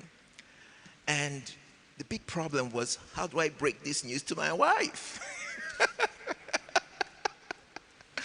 How do I tell my wife that we have to move to Cairo? Long short of it is I moved to Cairo, moved the entire family to Cairo. After 5 years of building up faculty in Cairo, teaching, doing research, we decided to come back to Germany. I actually quit my professorship. I quit my professorship and went into the startup world. I started developing software, 3D printers, and new materials. I did that for 5 years, decided to sell my shares in the company I co-founded. And a German foundation had found me in between. They wanted me to set up an institute for materials applications and 3D printing solutions. So I went over, set up this institute. In between, I also set up a lot of startup companies. And part of the work I did, as Air Commodore Oladimeji knows, was to set up a manufacturing line at the DRDB in Abuja for the Defense Research and Development Bureau. I also set up a line for Daikon in Kaduna. So the point I'm trying to make is, you might set up, when you leave ESUT on a certain path, at some point, new challenges come up that will require that you make that tough decision, that you pick up the courage to move in a direction where you never thought of. I never thought in my life that I would end up in a university as a university professor. I never in my wildest dream thought so. And by the way, that professorship I quit in between, so between 2015 and 2024, I've had 5 professorships, 5 of them. And so being able to take up the courage to do things that on face value might not seem interesting, but the moment you apply yourself to it, you begin to see yourself moving a direction where greater impacts are made on society. Now, in February this year, I was made an offer to start heading the Science, Technology, and Innovation Group within the African Union. So I found myself going from hardcore academia into the startup world, into managing firms and all that, and now into policy. So it's a field where I also never thought I'll find myself in, developing policy in science, technology, and innovation. And what is important is that courage that you exercise in moving into a tangent that is unconventional for you. It's so important that whoever you worship, whether it is God, whether it is Allah, whether it is Amadioha, as we would have here, it's important that you submit yourself to that. Let them know that, look, I'm going on this journey and I want you to go with me. This is important. And I have to tell you that today within the continent, even when I go to Addis Ababa, they say to me, Brando, you have so much on your shoulder. And I'm wondering, which shoulder is that? They say, you're actually Africa's #1 science diplomat. It's a field where I never thought. So I actually carry a diplomatic passport. My passport is a red passport. And this is only carried by the senior diplomats. Again, the point is, you might start off as a hands-on engineer doing all the practical work, and a calling comes up where you delve into even the medical sector or get into the policy world or get into systems development. Do it if you can do it. Now that brings me to my presentation. I would like to talk about the Science, Technology, and Innovation Strategy for Africa. Africa has one. Africa has an STI strategy. And that strategy, no, don't worry about it. Yeah, don't worry about it. I'll speak freehand. Yeah, okay? Now, that strategy is about 7 months old. So just the time I arrived, the African Union had launched the strategy. It's in its second iteration. So how the African Union operates is that within the African Union Commission, the strategies, the continental strategies are developed. Those strategies are then passed down to the organs, the implementation organs. And our organ is responsible for developing how Africa could implement the vision that has been set by the heads of states, all 55 of them. We take that document, develop the implementation plan, we operationalize that plan, and we also do the resource mobilization for that plan. The plan which we have now is going to run from 2025 till 2034. So it's called ESUT 2034. In that plan, there are 5 sectoral areas the African Union would like to drive the continent. It's in the field of agriculture, health, ICT, climate and environment, and energy. These are really broad fields. A lot is going on in the continent, you'll be surprised, in these fields. You know, when people think about the African Union, what comes to mind is this is an organization which we hear about, but we don't know what impact it's having on us as citizens. You need to keep in mind that the African Union operates in a completely different way as the European Union. The European Union, all the policies that are developed, all the laws that are developed are binding to all 27 European countries. But that's not the case in Africa. So we come up with strategies, not policies. We come up with strategies and we encourage the member states, all 55 of them, to adopt those as national policies. So part of my work is interfacing with whoever is in charge of science, technology, and innovation within all the 55 African countries to get them to align their national STI policies based on the continental strategy. It's a lot of work, it really is, because not all African countries are the same level of maturity in terms of STI. We take this country for granted, we take Nigeria for granted, but this country is respected. It really is. So even when you are an African, you come into the right crowd in South Africa, which is Africa's, indeed, it is Africa's most developed country. South Africa, it really is. But when you stand in South Africa among professionals as a Nigerian, they respect you. They really do. We should never take that for granted. Okay? And so part of what we're trying to do within the continent is to drive this continent in a completely new direction, a direction which it has not been for a while. We intend to build up a semiconductor cluster for Africa, and it would happen. Between now and 2034, Africa is going to build the capacity to start producing semiconductor systems that feed into markets within Africa. It's going to happen. We intend to set up what we call a light source. I'm not sure if you ever heard of the word synchrotron radiation. These are high energy test stations where electrons are accelerated within a bended magnet. The products from that acceleration are high energy X-rays, and those are used into looking into materials, used in developing pharmaceuticals, new medications, developing new electronic systems, just name it. Africa needs one, and Africa will get one. Thirdly, we intend to set up what we call a medical valley. When you go into our rural areas, we have our health workers that are interfacing with our people in the rural areas. They get a lot of information from our people. There are outbreaks of diseases. They're able to identify whether patient 0 is or patient 1 is. They isolate it, find a solution, but it's never published. It's never published because either they don't have the skills to publish or they just don't have the time to publish. We're going to convene all these health workers, get them together to help us form a curriculum based on their experiences, and that curriculum will be brought into our medical schools, and that would happen. And finally, we're trying to build up a manufacturing ecosystem for this continent. Africa needs to start manufacturing.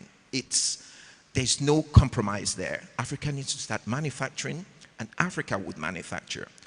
Now, the question is, where is that manufacturing capacity going to come from? When you look at Africa's techno-economic pyramid, at the bottom of that pyramid, we have welders, we have electricians, we have dressmakers, carpenters, plumbers, just name them. They are there. If you remove that group from that pyramid, Africa will collapse. And this is a fact.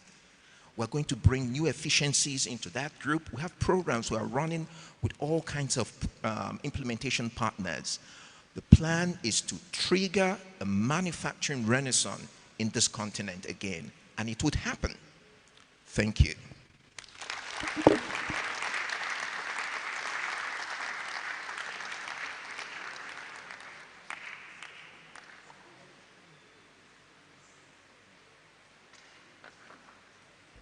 Are you impressed and motivated?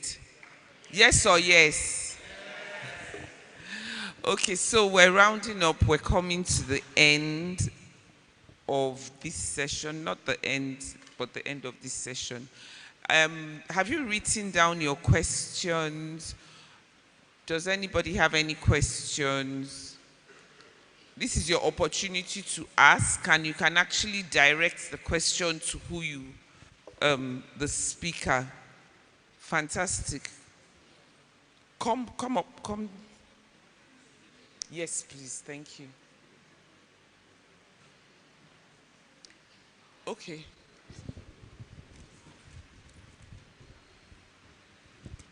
Okay, good day everyone. I don't know who exactly will answer my question, but please just understand it as I'm asking.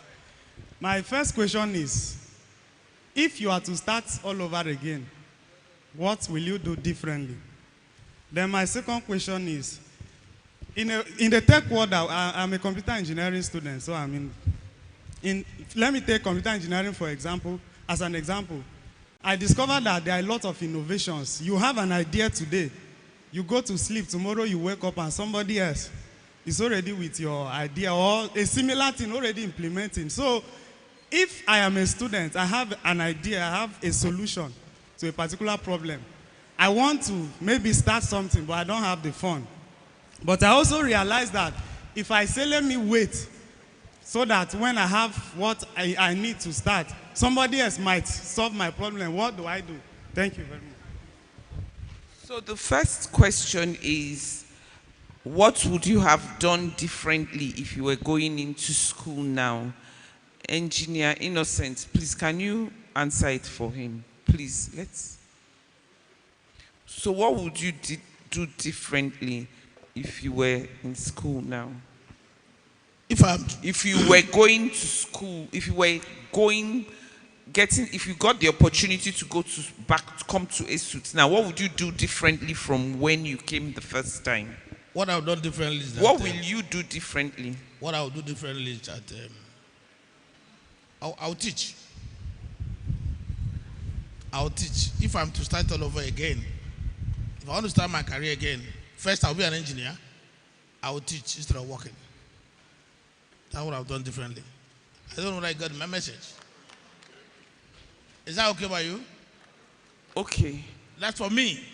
I would have probably teach. If I have to start all over again after university, I'll teach. Thank you very much. Let me tell you something. Yeah, okay. So while he's answering, I'll tell you something that I will do, and I don't want to use the word regret because I don't regret anything. I believe everything in life is a lesson. I would have trusted the process.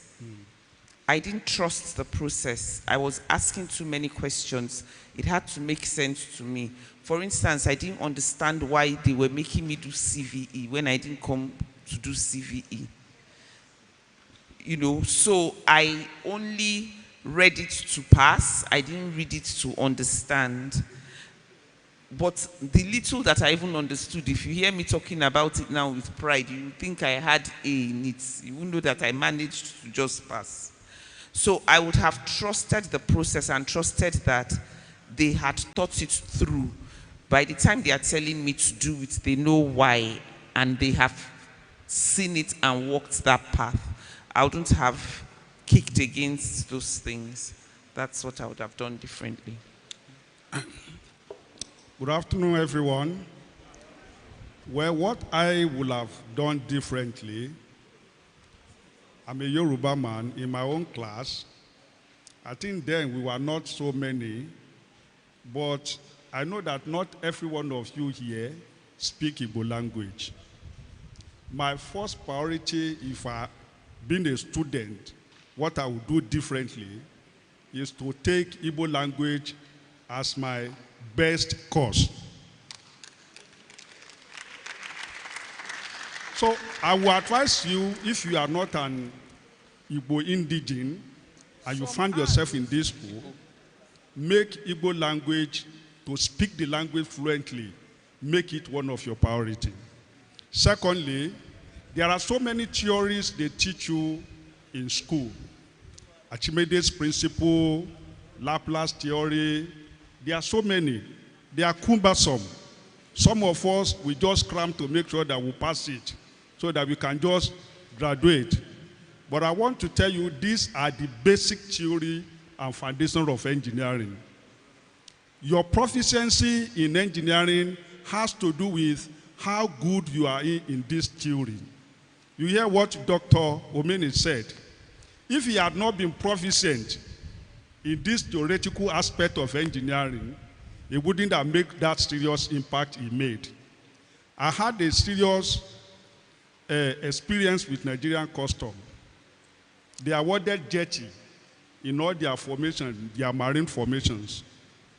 And they designed a concrete pontoon to float on water. Then, how do you float concrete on water? So, the first thing that first came to my mind is Archimedes' principle. Archimedes' principle talks about flotations to balance the weight of the concrete with the water displaced. For your concrete to float, it means the weight of concrete to be displaced. I mean, the weight of water to be displaced must be higher than the weight of the concrete. Now, the pontoon is 12 meters long by 3 meters wide and 1.2 meter height. A very massive structure. So now, the engineering principle now come into play. So that's why I want to advise you, whatever the theory, whether in CV, whether anywhere, make sure that you get it very clearly. Because that is the only thing that will distinguish you as a proficient engineer. So we started, okay, let's divide this concrete into compartments and put a floating material inside it. By and large, we cover it, we calculate the weight of the concrete, we calculate the weight of the water. How do you get the weight of the water? The volume of the concrete multiplied by the density of the water. You understand? You get the total volume, weight of the water to be displaced. Then the weight of the water tells you exactly whether the concrete will float or not. But thank God, the contract was executed and it is floating till today. We do the same thing in Ibokoda. We do the same thing in Warri. It is just out of this simple theory in engineering that you may not for now take serious. Please, if I had opportunity of coming to ESUT', all those theory will be the first I will take serious. Thank you very much. Thank you very much. Please, he also wanted to know, sorry, let me read, because he had 2 questions. And I would really want Professor Brando, because it's a bit in the startup-ish kind of, it's one of the questions they struggle with. So he says that he comes up, what happens when you come up with ideas? And you know that feeling when you say you want to buy a yellow car and then you suddenly start seeing yellow cars. So when you have that idea, suddenly the idea seems to be popping up everywhere. And then when you have some challenges, maybe financial or whatever, you're not able to start, you start getting scared that other people are going to start, or other ideas superior ideas would come up. So what do you do when you're faced with all those ideas and you really can't, so please, Engineer K, when you and Brando, please help us do that, both of them, yeah. I guess Engineer Brando is the expert here, dealing with startup and innovation. STI covers is your area of specialization. But how many of us here has heard of incubation centers, technology incubation centers? You would have heard on the radio, startup incubation. Yeah. No, just the students. I'm sure all of you have heard. Okay, tech hubs. Okay. God has made it possible that in your own time, for us, many of us had the same things, You begin to imagine things. And after a couple of weeks, you come out, it's already happening somewhere. It's like, did somebody steal my dream? Was somebody there? But your own. Right now, there are agencies, there are NGOs, there are so many establishments that are trying to encourage people like you to come out. You have something in your mind? Don't just leave it in your mind. Put it down. Okay? Crystallize it. Okay? Make it more granular. And then approach any of these incubation centers or tech hubs. They will be able to take you on and begin to work with you. Okay? For alumni organizations like this, we are in a position to also assist you. Okay? You come up with something like that, get in touch with us through your dean, the dean of the faculty, or through your head of department. This night, all of them will have our contacts and they will know what to do. This is only for this class. There are other alumni groups from the Faculty of Engineering that can also assist you. Okay, so your dream will not be wasted, but be fast about it. Just like what you mentioned, before you know it, somebody else is coming to so many people, but the person who wins will be the one who moves what? First. So be the first to move. Then, having said that, just to add to what Engineer Lamidi said about what he would do differently, you are in Igbo land, forget about it. Make sure you don't get out of this space if you're not an Igbo person without learning the language. Okay? I lost so many opportunities because of language. Those good old days, Engineer Ben Ezabia is not here. So many of us remember Saipem Camp in Warri.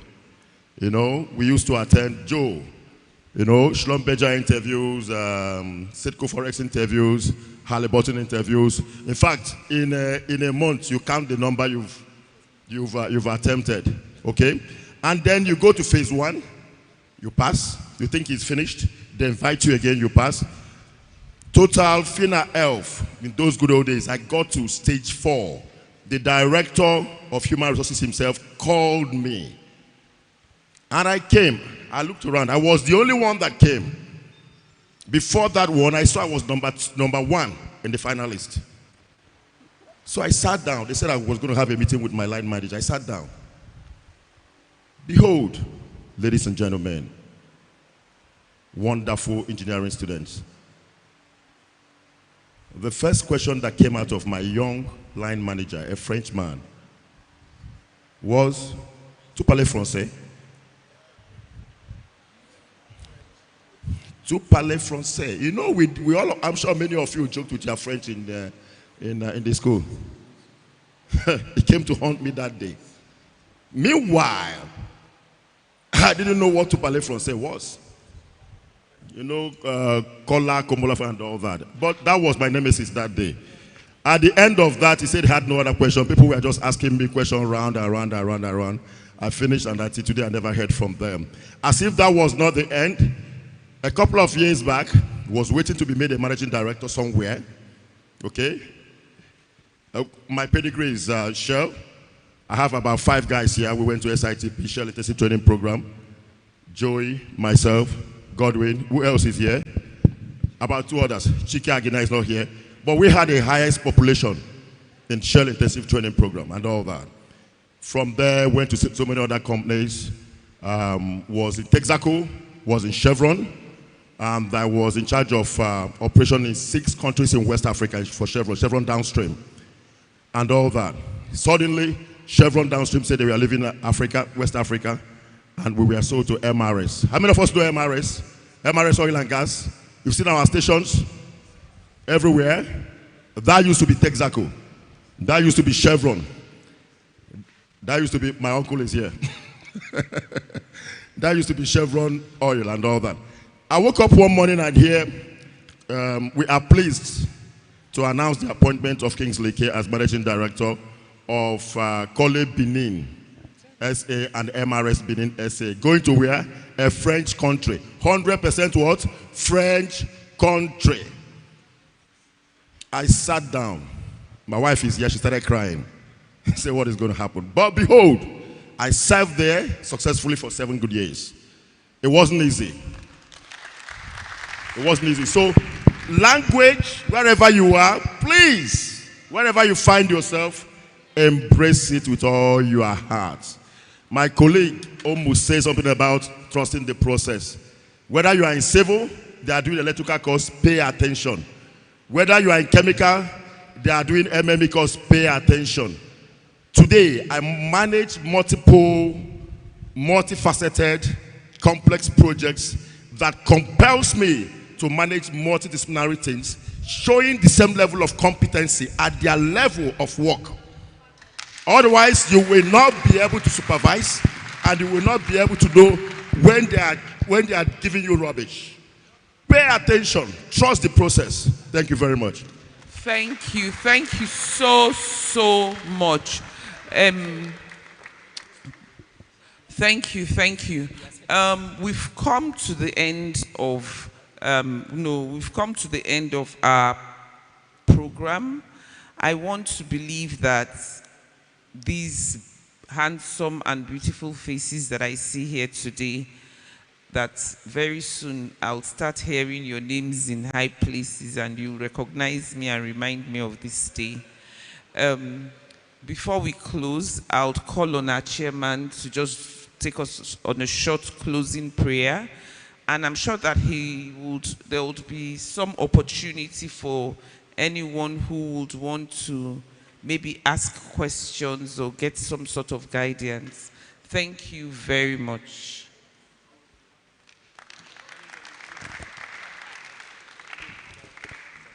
Thank you, Omo. Such a wonderful moderation. Before we say the closing, I want to thank the panelists, everyone who participated here, all the presenters, my colleagues, my wonderful colleagues that sacrificially made it possible for this to happen today. I want to thank all of you. And my colleague said we should now be saying strong ESUT, and you answer what? But for you, you cannot answer that now until you graduate. You will continue with what we used to do in the union those days. I was a union president here, student union president from engineering. So we say great, you say great. When you graduate, we say strong, you say skill. God bless you. May we all be upstanding.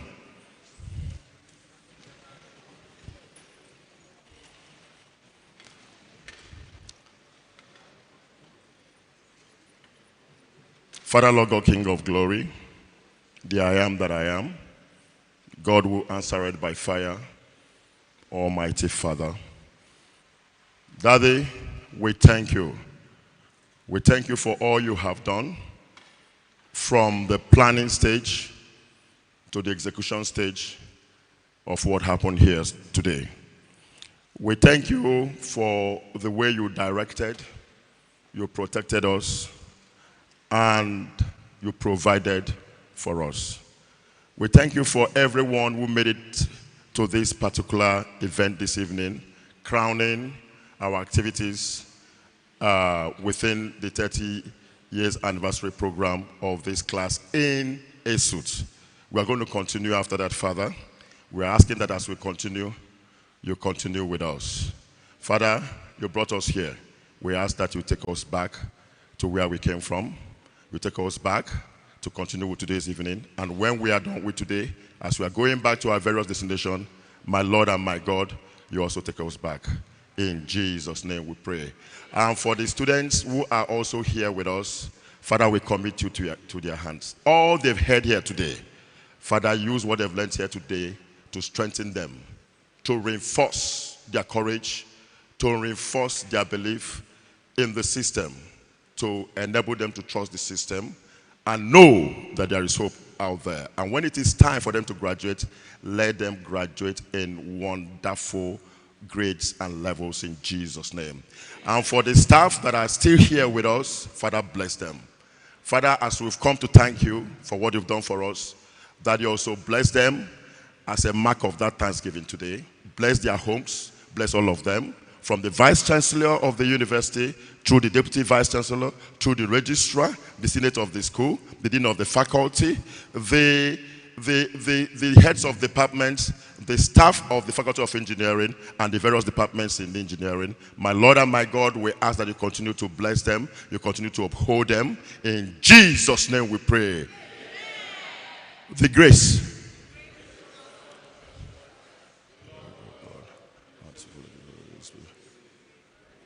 Rest abide with us now forevermore. Amen. Surely, goodness and mercy shall follow us all the days of our lives, and we shall dwell in the house of the Lord forever and ever.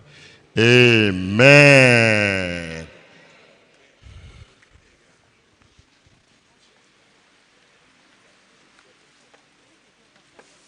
Come, let me and you take picture here. And they're gonna. What do they do? Take picture of us in this platform. They can ask. Say, go to your phone is very clear. I saw you when you were. You saw it? Very clear.